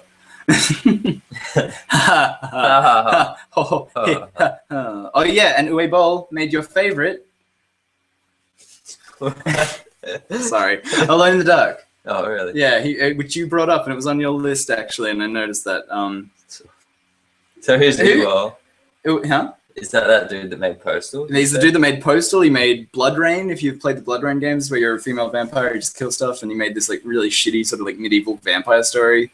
What else has he done? Alone in the Dark was that movie's. It felt like it was Alien. Oh, and House of the Dead was the other one he's written here, and I think I have seen that. It almost felt like it was Alien watching it. Remember how they're like all running away, like sure, not get separated. And remember how it was dark, and there was those weird ghost panthers. It makes sense if you've seen it, because like the enemies in that movie are ghost. Yeah, definitely. We've spoken about it before. Go and watch it, and watch this one scene where the girl. Stop the podcast right now. Google it. Yeah. Don't pay for it. And there's a scene where one of the main characters gets killed. Yeah. And she's a girl. Yeah. And you watch as the black fades out and it transitions to the next scene. the clear like mistake is that she gets up, everyone gets up, they all walk out, you see cameras and everything. It's just like the worst cut in the movie. Well, he doesn't care. He's just making money. Like he just uses these like tax loopholes, and he just makes money. So all right, everyone up. We're gonna have this. That's it, man. He doesn't give a shit. And that scene. I just made $100. It's like not even large quantities of money. It's just like, so it just took me $5 on PayPal. I think you have to kind of love him for that in that same sense. Like you can be an Uwe Boll fan for that reason because they're just terrible. But yeah, in all intents and purposes, I did go to film school, and I do know that guy's a part of Doggy Poops. Oh, you can't avoid it. Like my film lecturer knew him by heart, just like his whole catalog and stuff. But he's made it if he's being taught to kids. Taught to students. Taught to 18 to 25-year-olds. Kids. Little babies. Little scrumptions. We're all learning. Don't beat us again. Please, sir, may I have some more? But yeah, so it's worth mentioning Uwe Boll because he is. Don't pay him. Never pay him. But it can be worth watching a movie here or there. The Postal movie is insane. It is just racist and crude. It's if American Pie gave up and was just put guns in it, put Osama bin Laden in it. Where's Gary Coleman? Get him in there. So fucking weird. So that's good. Okay, follow up on that. It's a Cronenberg movie. You know it's messed up. Also, the games in it are biomechanical and hook into your brain. Also, it's kind of like The Matrix and stuff. Ew. That's a segue. The Matrix video games. Segue. That's my segue sign. I understand. Thanks, man. All right, segue. Are you riding on a segue? It wasn't a segue. I saw a guy shooting along through the main street of Byron, and he was on this tank electric scooter just riding on. Get out of my way! He'd have this big seat that came up like that, and he had this big motor. Just get out! Pretty much was exactly get out of my way. This is Mad Max and shit out here. All sorts of stuff is happening. That's okay. Matrix video games. Segue. We're driving over to the next point. It's going to take a while because we're going below walking speed. What did you want? Do you have something to say about them? Because I got some stuff. Did you like them? I did. I had Enter the Matrix on the GameCube, right? And for a movie, that's where you played as Ghost and the girl. Is she Ghost? Yeah, the girl is Ghost, and the guy is I don't know any of the characters from after Matrix 1. I'm just Shadow Mask or something. Shadow Mask. Yeah, yep, that fits in. What, everyone in that universe just wears leather and talks in metaphors. I've been looking back at the Matrix movies recently. It's zany fun. Hey, the Chicken King's here. Hey, really? We got a guest. Hello. Has he been talking? Hello. That's so awkward. Hola. ¿Dónde está la biblioteca? Do you want to get in on this? Do you want to get in on this? Sorry, guys, I'm going to have to get him in. Oh, God, some flipping and tripping. Surprise guest. Out of nowhere. Just out of the blue. You do want this? Working? Yeah, I can hear. Have I got mine? Oh, good. Okay. Well then. Beavis has also sent in a comment just then. What's going on? I've got my ones. Tell me if you do. Anyway, Beavis says, "Oh my gosh, remember me? I actually love that game. One of these days I need to do a let's play of it." That'd be cool, actually, Beavis, because I haven't got too far into it or anything. I'd really like to check that shit out. It's not shit. I'm just an Australian. That's how we talk. These stay on your head. It is the shiznit. It is the shiznittle bambiddle. Straight off 4th Street. I got them greasy flanges going. Flanges. Okay, well, hello, Chris. So where are we up to? We just got off Pokemon. We're onto Uwe Boll, and then we moved on from that. We segued to the Matrix, and we're talking about Matrix games. The Matrix game.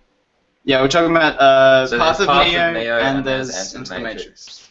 Right, haven't played either of those. I had no idea that there was actually a Matrix game. Oh, really? Really? That's interesting. A lot of people hate it. A lot of people hate it. I would imagine so. A lot of people hate, movies as games. No, that's very true. It's a franchise that hasn't worked very well. No, it's a common trope in them. What were you saying? I was a big fan of Path of Neo, which didn't have as much. I didn't play it. It's amazing. It was good. Well, it wasn't amazing, but it was good. Tweets just come in, it's like, you are dumb. I feel like people don't like those. I don't know. Was Path of Neo good? Tell me why. Sell me on it, please. I just liked the whole thing of training and getting all your skills. I'm pretty sure it had the concept of putting in those cards. It's like you're going to learn Taekwondo. That's fun. That sort of stuff. I can see that being interesting. And then when it actually got down to fighting and all the technicalities of combat and combos, it felt like God of War in a way, where it was really fast paced. I could see it being. It works as a beat 'em up, right? That's what the movies are, right? But Enter the Matrix, they went for a more streamlined, story-driven. Well, Enter the Matrix is part of the canon storyline, right? It actually has events in that game that are meant to have taken place in between movies or something. Yeah. Which is dumb because no one was going to play the game that was people liked the movies and games weren't big enough for that to be relevant. I think. I appreciate the idea of that. I really like the idea because it's the Matrix and it's jacking in and giving it a video game to explain storyline stuff is interesting and clever. But otherwise. And I remember in Enter the Matrix, did they have the overworld spaceship where you actually had to fly through things? No, I don't think so. In Path of Neo, I'm pretty sure they did that. I don't remember. Okay, well, that's interesting as well. Okay, that's do you have anything more on that list that you wanted to bring up? Was there anything else you wanted to bring up, Chris? Now that you're here, that you did we talk about pirates? Did we talk about Pirates of the Caribbean? No, because we don't know it. I don't know it. I played it on my PlayStation 2 when I had it. And Avi's just dancing like crazy. Dance away. Anyway, the first one was okay, and it ran really well, and it was actually very well designed. And then the second one was abusively hard, but then the third one was viciously easy because you could just combo out this one attack and finish the entire game just by going XX square, XX square, XX square. Right, you must be really good at the game. I was terrible. Dave Jones beat me 20 times. Anyway, continue. Yeah, and I feel like the movies, you're kind of stuck. You know what's going to happen if you've seen the movie already, and you're stuck in this storyline where you know what's going to happen, and oh my god, what's happening? I don't know what's gonna happen. You guys didn't see her. Sarah walked in. Sarah. She can't hear you. She left. Yeah. Anyway. Sorry. Anyway, so the storyline is very fixed, and there's not much you can do, and really, you're sort of trapped in this one line, and there's no option to branch out from there. And that was the problem with the Pirates games. They were very stuck in that you're stuck on one line of travel. There's no side quests. There's no side activities. There's no way to make the story your own. It's just you're sort of trapped in Jack Sparrow's story, and you have to follow that exactly. That's what you need too. Other games sort of did that as well. There's plenty. No, there's heat.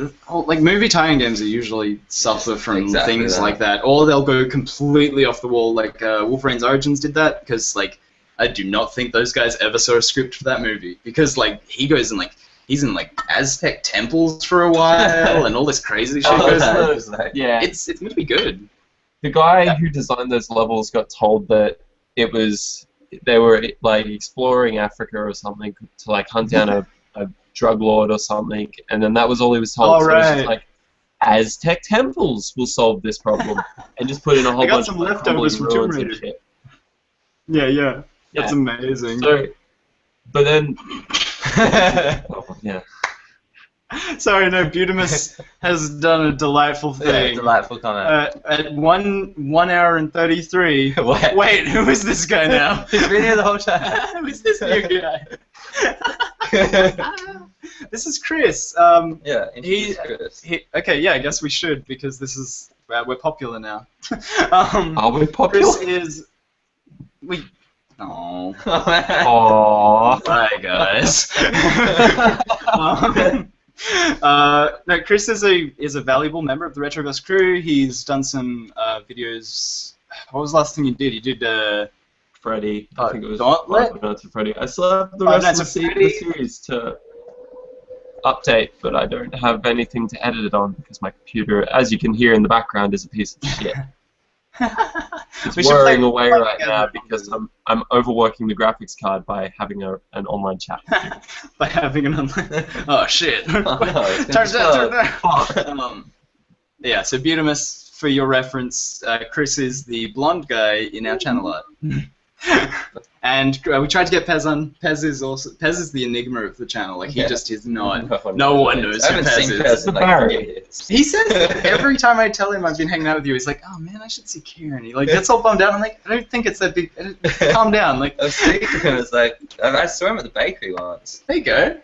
Cool. Bakery buddies. Like, hey. So Pez is the fourth member of the team, and He's the fourth is member of the DK crew.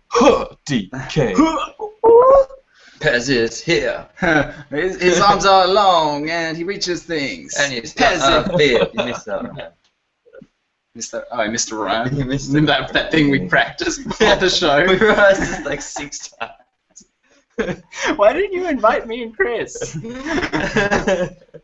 Chris has added drawer. Thank you, Chris. I'm glad someone else I'm clicking thing. I don't know where the comments are. I'm new. Actually, I would say we're more like the Ninja Turtles. You know what I mean? Like I guess I'd be the Leonardo because no one else wants to take that on. Literally no one else would take that from me. The dude with the nunchucks. You like sports? I'm Donatello. Oh, so you're... my feelings. No. I think he's more of a Raph if he likes sports. You remind me of a Mikey because you're more of a party dude. And Pez is totally a Donatello. Pez is Shredder. Pez is Rocksteady and Bebop. Do you get that reference? Rocksteady and Bebop, the mutant warthog and rhinoceros? Maybe. Cool. I would say maybe. Well, they just showed up in the new Ninja Turtles thing. Has anyone played a good Ninja Turtles game? The old Super Nintendo beat 'em up. That was great. I love that game. I like that game. The old Super Nintendo Ninja Turtles. A bit of context as well. We did invite Chris when we started, but he just showed up then. We just noticed. Anyway, so yeah, what about that beat 'em up? That's a really cool beat 'em up, right? Ninja Turtles? I've played it. Ninja Turtles, Chris? No? Okay. There's like 5. I have not played that. I have played the arcade Teenage Mutant Ninja Turtles. It used to be running in Mullumbimby, in the Empire Cafe. Yeah, and it was the same one. They ported it to Super Nintendo. Maybe. Maybe. Yeah, I think I'm not that's sure. how that works. A lot of skyscrapers. A lot of skyscrapers. Yeah, you start in a skyscraper, and like you have to fight back to Stockman at the end. And dude, I love Ninja Turtles. I'm gonna get real with you guys for a second. I fucking love Ninja Turtles. Actually, I know it's not a movie, but a great TV show that got turned into a beat 'em up video game. We're talking TV shows too. It's fine. The Simpsons arcade game. Did you ever play that? Oh, that beat 'em up. Yeah, that is. Yeah. You know, you've got It's historically like notable. You're chasing after like Maggie or something. She gets kidnapped by a giant guy in a bunny suit, and then you got to hunt down. Right. And you go to like a theme park and like an underground cave, and I had that 4-player co-op as well, which was great. Yeah, it was huge. Yeah, it was great. Huge. I really like that. That's a good one. Shout outs to one of my favorite game adaptations of a movie. Quickly as well, honorable mention. The Jurassic Park pinball machine! Wait, no, that's Star Fox. Welcome to Jurassic Park.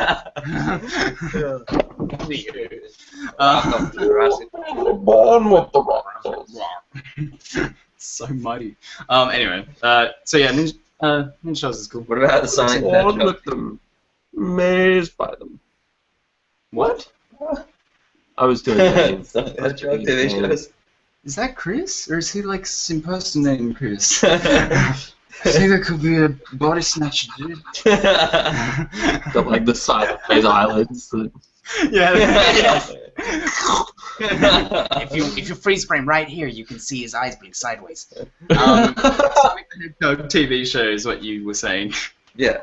God, it is too early. So I like the original one. Oh, wait, no. The first one. Yeah, I mean, no, that one's good too. The other one though, where it's like the prequel to that one almost. It's another kind of dystopian, like serious Sonic the Hedgehog. Being the '90s kid that I am, like I just love that gritty stupidness, and it's what leaves Sonic in my memory today. Because like I'm not. Sonic and Knuckles? You talking about the game? I don't know. Am I? I'm talking about the show where Robotnik has like taken over the world and everything's robotic, and like Sonic's like a freedom fighter. And then, like, the sort of follow-up to that where he's his kids with the instruments, I think. And also the anime sort of one they made on Disney XD. That was really good, too. It was, like, fun. Sonic Adventure. Sonic as a character. Yeah. If you like Sonic as a character, those are great shows. Like, No. Well, Sonic's TV shows always did fairly well because, you know, he was relatable to a fan base, and the people who wrote his shows made him very teen-friendly. Or, like, young teen-friendly. He's always this. He is like the '90s incarnate. If you've ever seen the '90s show, he's a bit of a dickhead. He's like, hello, kiddos.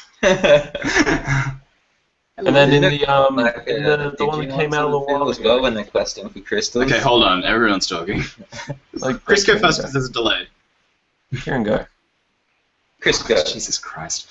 No, Kieran, I refuse. Kieran's going. Shut up, Chris. Alright, so wasn't there a TV show that was sort of, I want to say Digimon-esque, where they were searching for like the I think that's chaos crystals? That is the anime-esque one that I'm talking about. It was on Disney XD. Was it an originally Japanese show, Chris? Do you know anything about that? Sorry? Oh, the Disney XD one. Sonic X was it was originally in Japanese, but it got exactly the same time it got released in North America, and then like 2 years later it got released in Australia on Disney XD. Unless you had Austin, you got Sorry.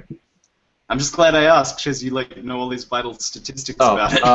And then 2 years later it got the release in Australia on like I don't remember what the channel was. It was on like Cheese TV or something.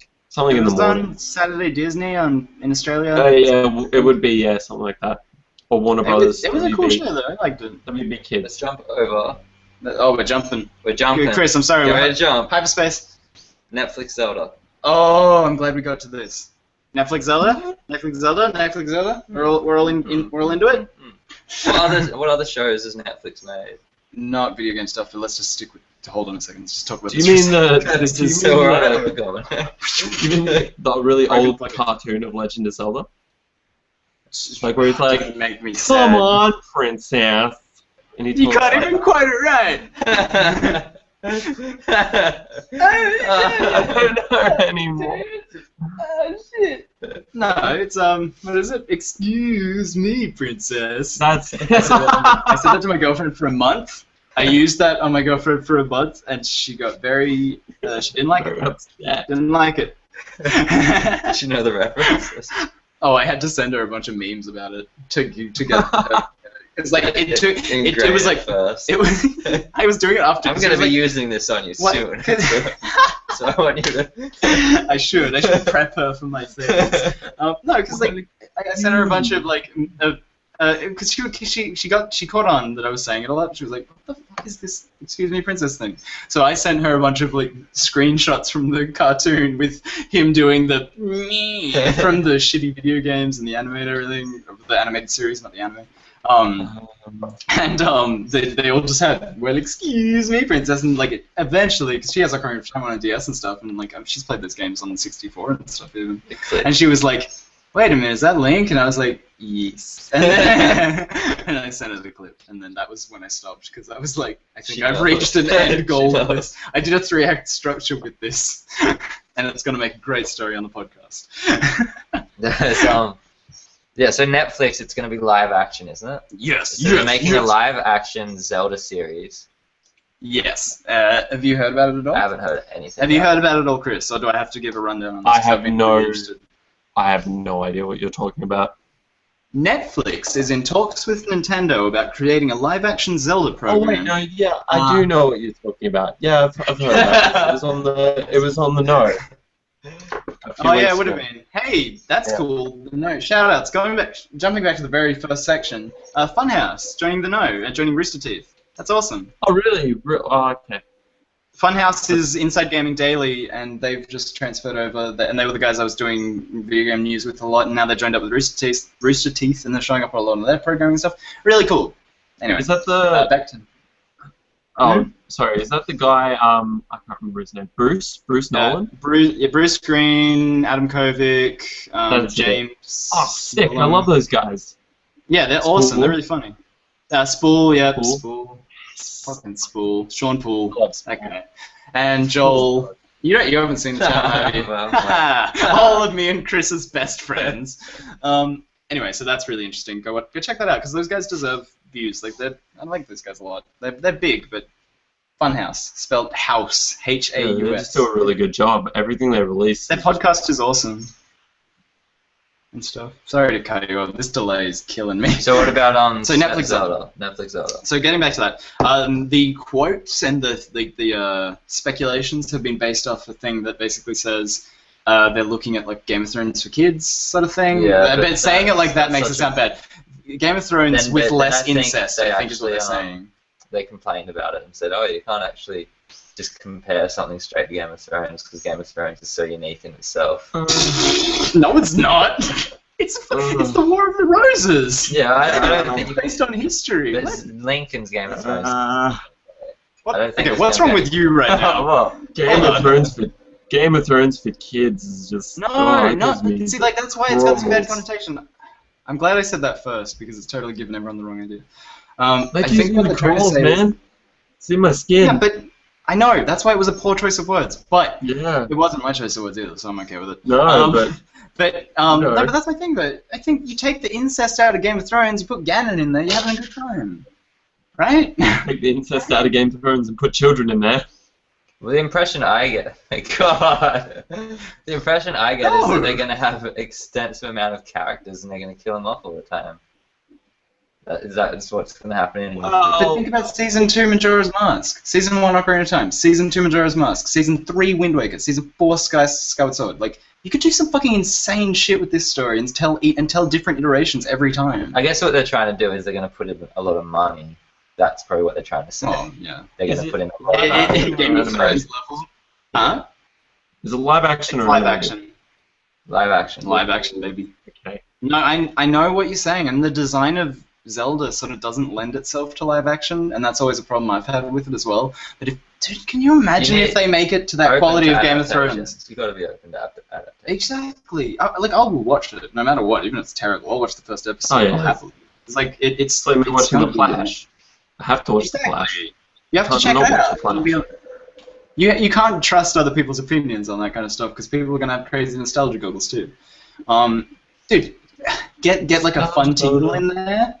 Have Tingle in the intro, and he's like, "This is the Legend of Zelda." Every episode, every single time, and he flies away on balloons. Then it cut to Majora's Mask laying in a ditch somewhere. This is the first episode, by the way. I'm pitching it. I didn't tell anyone that I was going to do it, but I'm doing it. Cut to Majora's Mask laying in a ditch. That's like season 2, but like we're seeing it right now. We're like, oh my god, I know that artifact. That looks awesome. They put so much effort into making it. You're going to get us sued. Okay, part 2. Avi doesn't get sued, but pushes all the blame onto Chris. Part 3. Save. Part 3. I can just see it working. If it's Majora's Mask, I can see that working because it's got more elements than just like, that's what Ganon. Let's go after Ganon. Because I realized by telling you they had said it would be like Family Game of Thrones, they've like poisoned it for everyone. Yeah, exactly. That's why I didn't like that thing. You guys, why? No, why is that scary? You just said you didn't like it as well, though. Yeah, but I think I don't like it in the sense that I think it's bad marketing. Yeah, exactly. But I don't mind it in the sense that I can. I watch kids shows all the fucking time. Like, I watch cartoons a lot and stuff, so I'm not afraid of someone saying that because kids programming right now is very mature and very like intricate. Like, think of Adventure Time and stuff, and think of Gravity Falls, and think of all these shows that like are doing good work with stories. And if they can nail that and don't like, it's going to be interesting because casting Link, impossible. fucking impossible. Make it about someone else in that world, maybe. Don't even make it about Link. Like, just have Link show up every now and then. That's what I'm saying, yeah. Even then, make it about the chick from Lon Lon Ranch, the little girl. That would be cool. Make it about Impa. Something else, because, like, I'm so nervous about casting Link and giving him a voice. I'm so nervous about writing dialogue. Exactly, that's what makes it impossible. What if they didn't give Link a voice? Yeah. Some new kid. Can you go and get the third spiritual gem?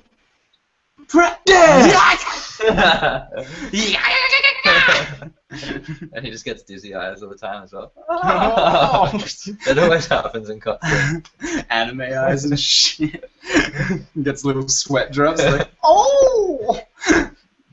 Look, I don't know. That's what I'm gonna say though. My problem with it is not that they're saying it's gonna be like a toned down Game of Thrones or whatever, and that's like what they're telling us. But like, my problem is how do you cast these characters that don't usually talk? I guess with that marketing, they're trying to sell it and be like, well, everyone thought Game of Thrones, like no one saw that coming, so we're gonna that too. Very say much that so. It's gonna be something that no one really saw coming. I mean, can you imagine if they invest good money in it and you get like that Kokiri Forest opening shot? That's like perfect. They've done the sets. There's practical sets. And the CGI extending it out. Yeah, and you see like the fucking Deku tree, and he doesn't look creepy or weird. He's like one of those old trees that's in Game of Thrones. He's like got a face on it with stuff. He's a tree. And he's cool. And then you got to go in his mouth, and it's all creepy and it's in there, and like, but no.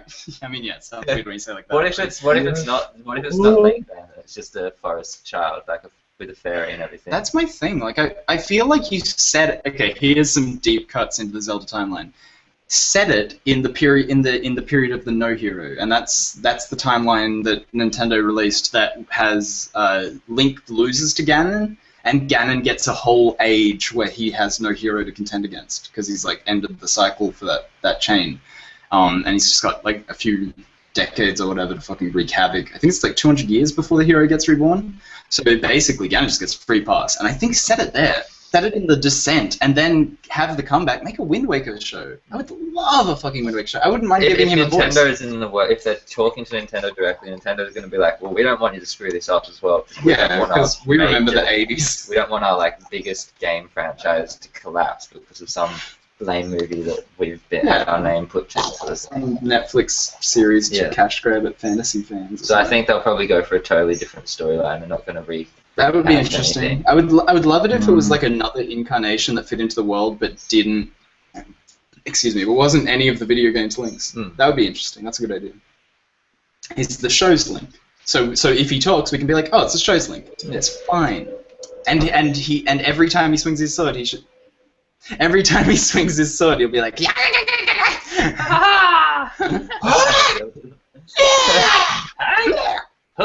This is the part where everyone leaves because we're screaming. 10 seconds of like us just constantly screaming. I can do dialogue for that show. Chris isn't moved past it yet. Give him a second, and we'll get back. I don't want to leave. No, I'm gonna go. I actually have to go. I have a uni appointment in 25 minutes, so I've got to go, guys. Sorry. Oh, okay. Sorry. I know I always leave early. I'm sorry. Bye, guys. Bye, everybody. We'll be here for another 2 hours. You're like the kiss on the mouth from prostitute. Oh. Show up late, leave early. Whoa. This is what I've been saying to you all this time.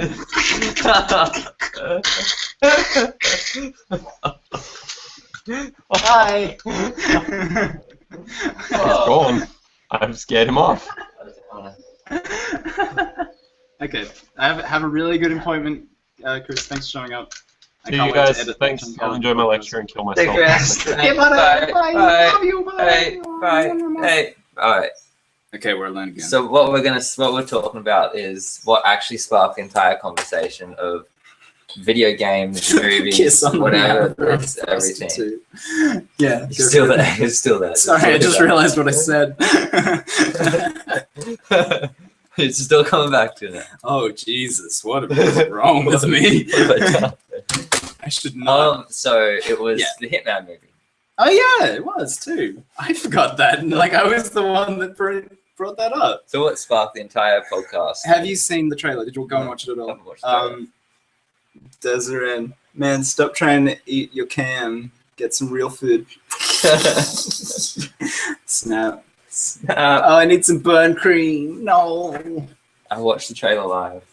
Oh, really? Are we doing that? Are we Reaction. getting copyrighted? Yeah, just do your reaction, just like you watching it on an iPad. Oh, hey, okay. Feel free to go watch the trailer while Kieran does as well. I'll explain it to you anyway. So there's a new Hitman movie coming out, and instead of giving the role of the protagonist to Agent 47, like has happened in the past, he is taking on the role of the villain in this movie, and the antagonist. And the guy from Heroes that played the villain. Here, so no one can see the copyright. This is the. See the copyright. This is the viewing kitchen. The Kieran Reacts. The Kieran Reacts kitchen cam. Here we go, live on the podcast. Jesus Christ. Sorry about that, Desiree, and I do apologize for getting too involved in the kissing. I got excited. I should get some real food. That's good. The kiss kind of weird too. What? You went to like a velociraptor. I mean, that was because I was parodying Chris's movements more than anything, I think. So basically, yeah, and the guy from Heroes, Siler, the villain from Heroes, takes on the role of our protagonist in this, and he's like following around. They're all being hunted by Agent 47, and it looks dope. It looks fucking awesome. Like it looks like it has a lot of the spirit of the Hitman movies. A lot of people are saying it looks crappy and like a regular action movie, which I agree with. But on the other hand, I like crappy action movies from time to time. They're like a good way to just veg out and enjoy something, you know. I'm not going to apologize for enjoying Die Hard, and I would say that's not like necessarily a strong storyline or whatever. I'm going to get myself in so much trouble. Like every week. Every single week, I say things that I think, and then I'm going to get in trouble for them. So Kieran's probably up to maybe around the scene where he's stealing the uniform, or potentially where the grappling hooks are going to the car. Who the fuck knows? I think this is a bad way to spend the time on the podcast, but you know. I did send them the reference before we did this. But I think that's a really cool idea, and I think it's going to be interesting. I think we lost our viewers because my viewer thing's reading 0, and we just got too erotic. Anyway, we're reaching our 2-hour mark anyway, and I probably want to wrap it up soonish. So maybe Kieran. Fucking hell, dude, this is insane. What's the Kieran React? You didn't react much. I did. I was looking. Yeah, I mean, okay. All right. So yeah, you saw that. So from what I saw, go watch the trailer. Yes, Jesus Christ. Agent 47, bad guy. He seemed like a good guy. It seems all about him, so it's all about the bad guy. I mean, yeah, like he's like it's about him in the sense that he's like the bad guy, right? Like, yeah. So that's an interesting thing. I don't really know what else I want to say about it other than that. It looks cool. It looks lame and silly, but it does look fun. I think Chris and me managed to drive Desiree away. That is a dark time when you get rid of Desiree. Just hit home. I gotta call my mom. Mom, I love you. And of course, stuff to do. I just grabbing and trying to get this thing and giving Chris image of silly noises. You know he's gonna take it. Anywho. So basically, I like the mythos of like the clones and the clone hitman and stuff like that within the Hitman world. I'll watch the movies. Yeah, played most of them except for like the newer ones, which look amazing. They look really fun. But I, played a lot on GameCube and those kind of that generation, I guess. Blood Money, I want to say. Yeah, played a lot of Blood Money. That was the PS2. That was the late PS2 lifespan, I think, and that was cool. I was into that. It was great. But I forgot, like Absolution, is that the newest one? Yeah, Absolution was the one that people are sort of saying. It put me off a little. Just watching the trailer with like the nuns and stuff coming in, I'm like, this isn't Hitman. Hitman's about like going in and taking out people, working for the agency sort of deal, and then you sort of broke away from that and you sort of gone solo. And I mean, yeah, but then like you're a clone as well. Like there's all that storyline, so that might not even be you. That could be 48. Well, you ever think about that? No. You ever think about that shit? Oh, maybe you should. I think we're good. Okay, honorable mentions. This is just the last thing I wanted to do. Honorable mentions for games that you want to see programming of right now. If like the Netflix Zelda, can you rattle off like 3 kind of games? 3 games that I want to be made into like a movie or TV show. That is amazing. Yeah, and the preface is that it will be good. It will be the best thing you've seen, and you'll fill out all of your dreams for that program, or that TV show, that movie. Okay, so I'm gonna say I think Diablo would work really interesting. Is that because like you think about Zelda as like a TV show, but then you think about Diablo. TV show of Diablo or movie? Yeah, TV show of Diablo. Like there's events. Like the storyline in Diablo 1 and 2 is awesome. Would it be too supernatural style? I think it would. Like, oh, it's too supernatural. No, like you sit around watching Game of Thrones and you feel like TV show supernatural. Oh, the TV shows kept saying it. I was just like on my own little trip.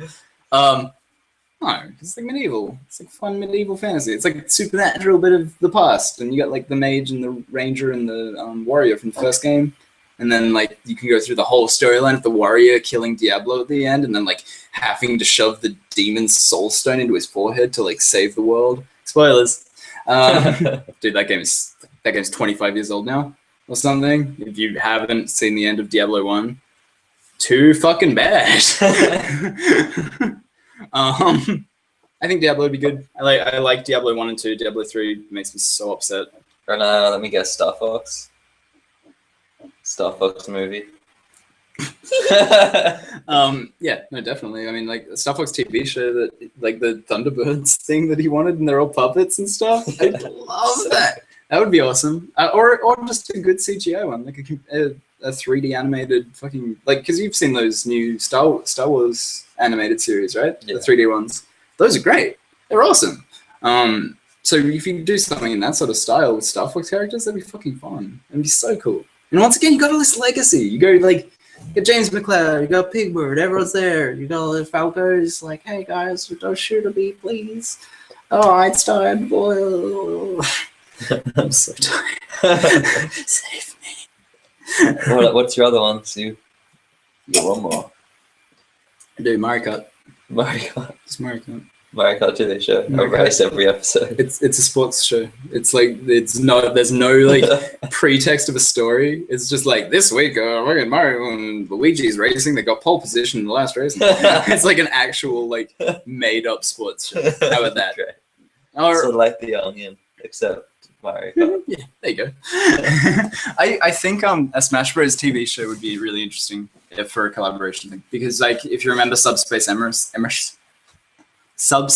Emissary, we should record Subspace Emissary. That'd be amazing. That'd be so fun. It's co-op and stuff. Yeah, that'd be cool.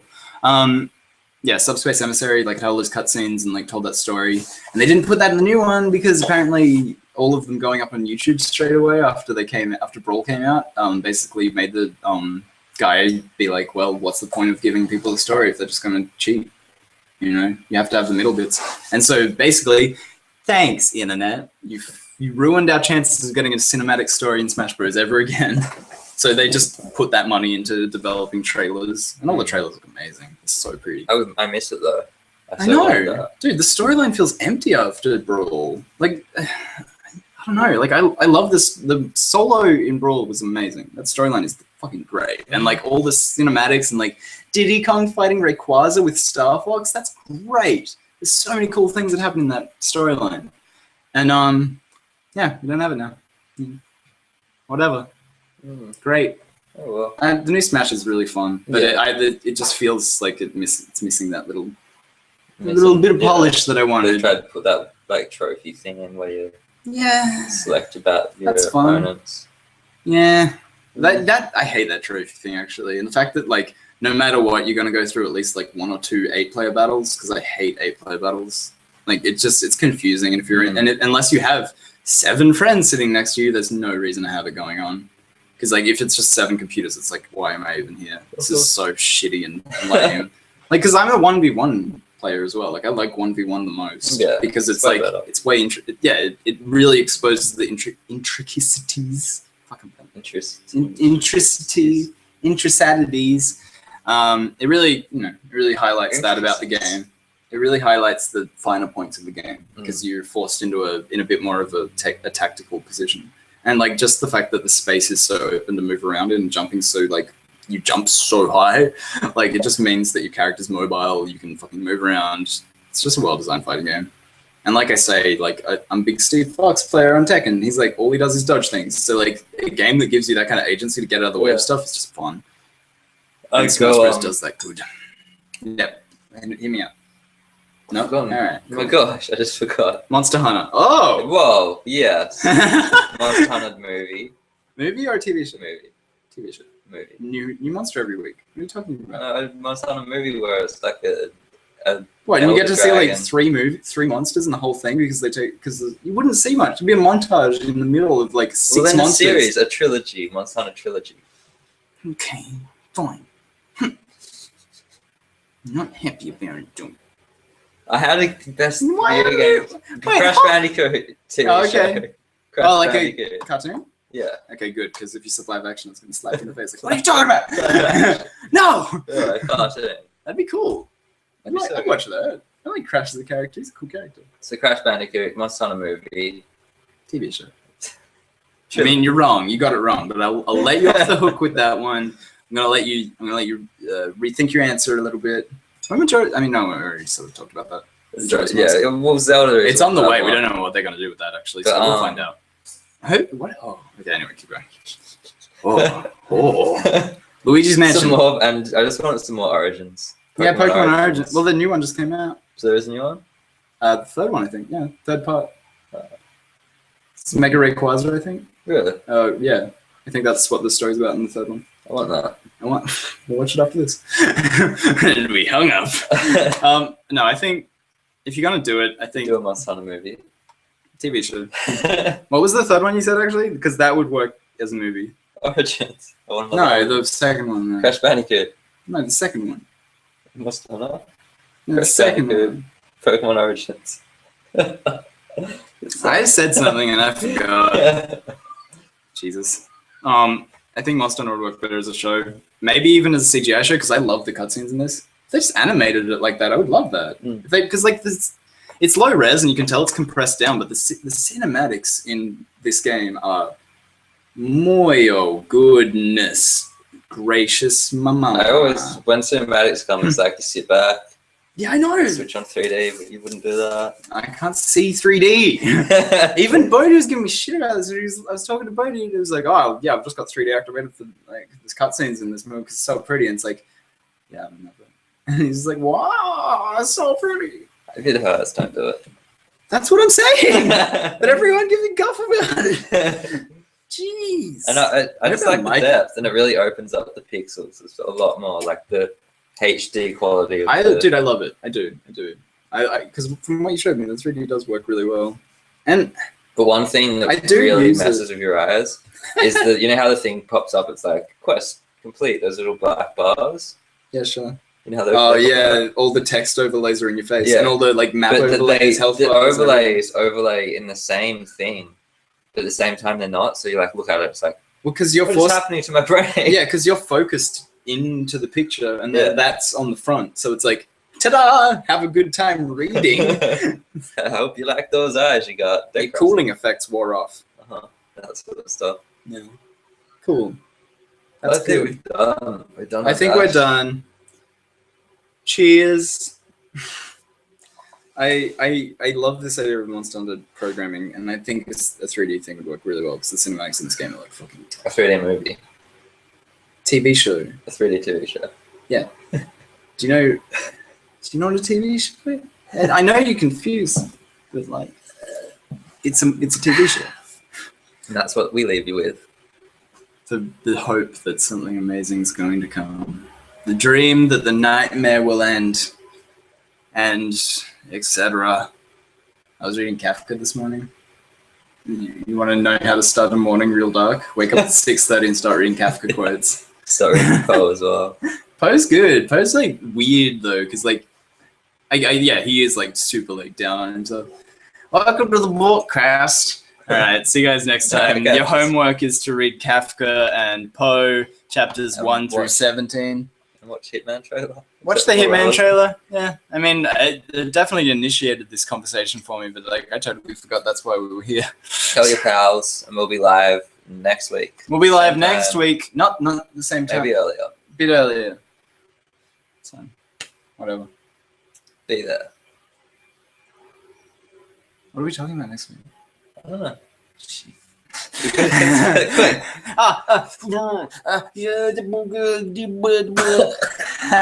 Oh my god.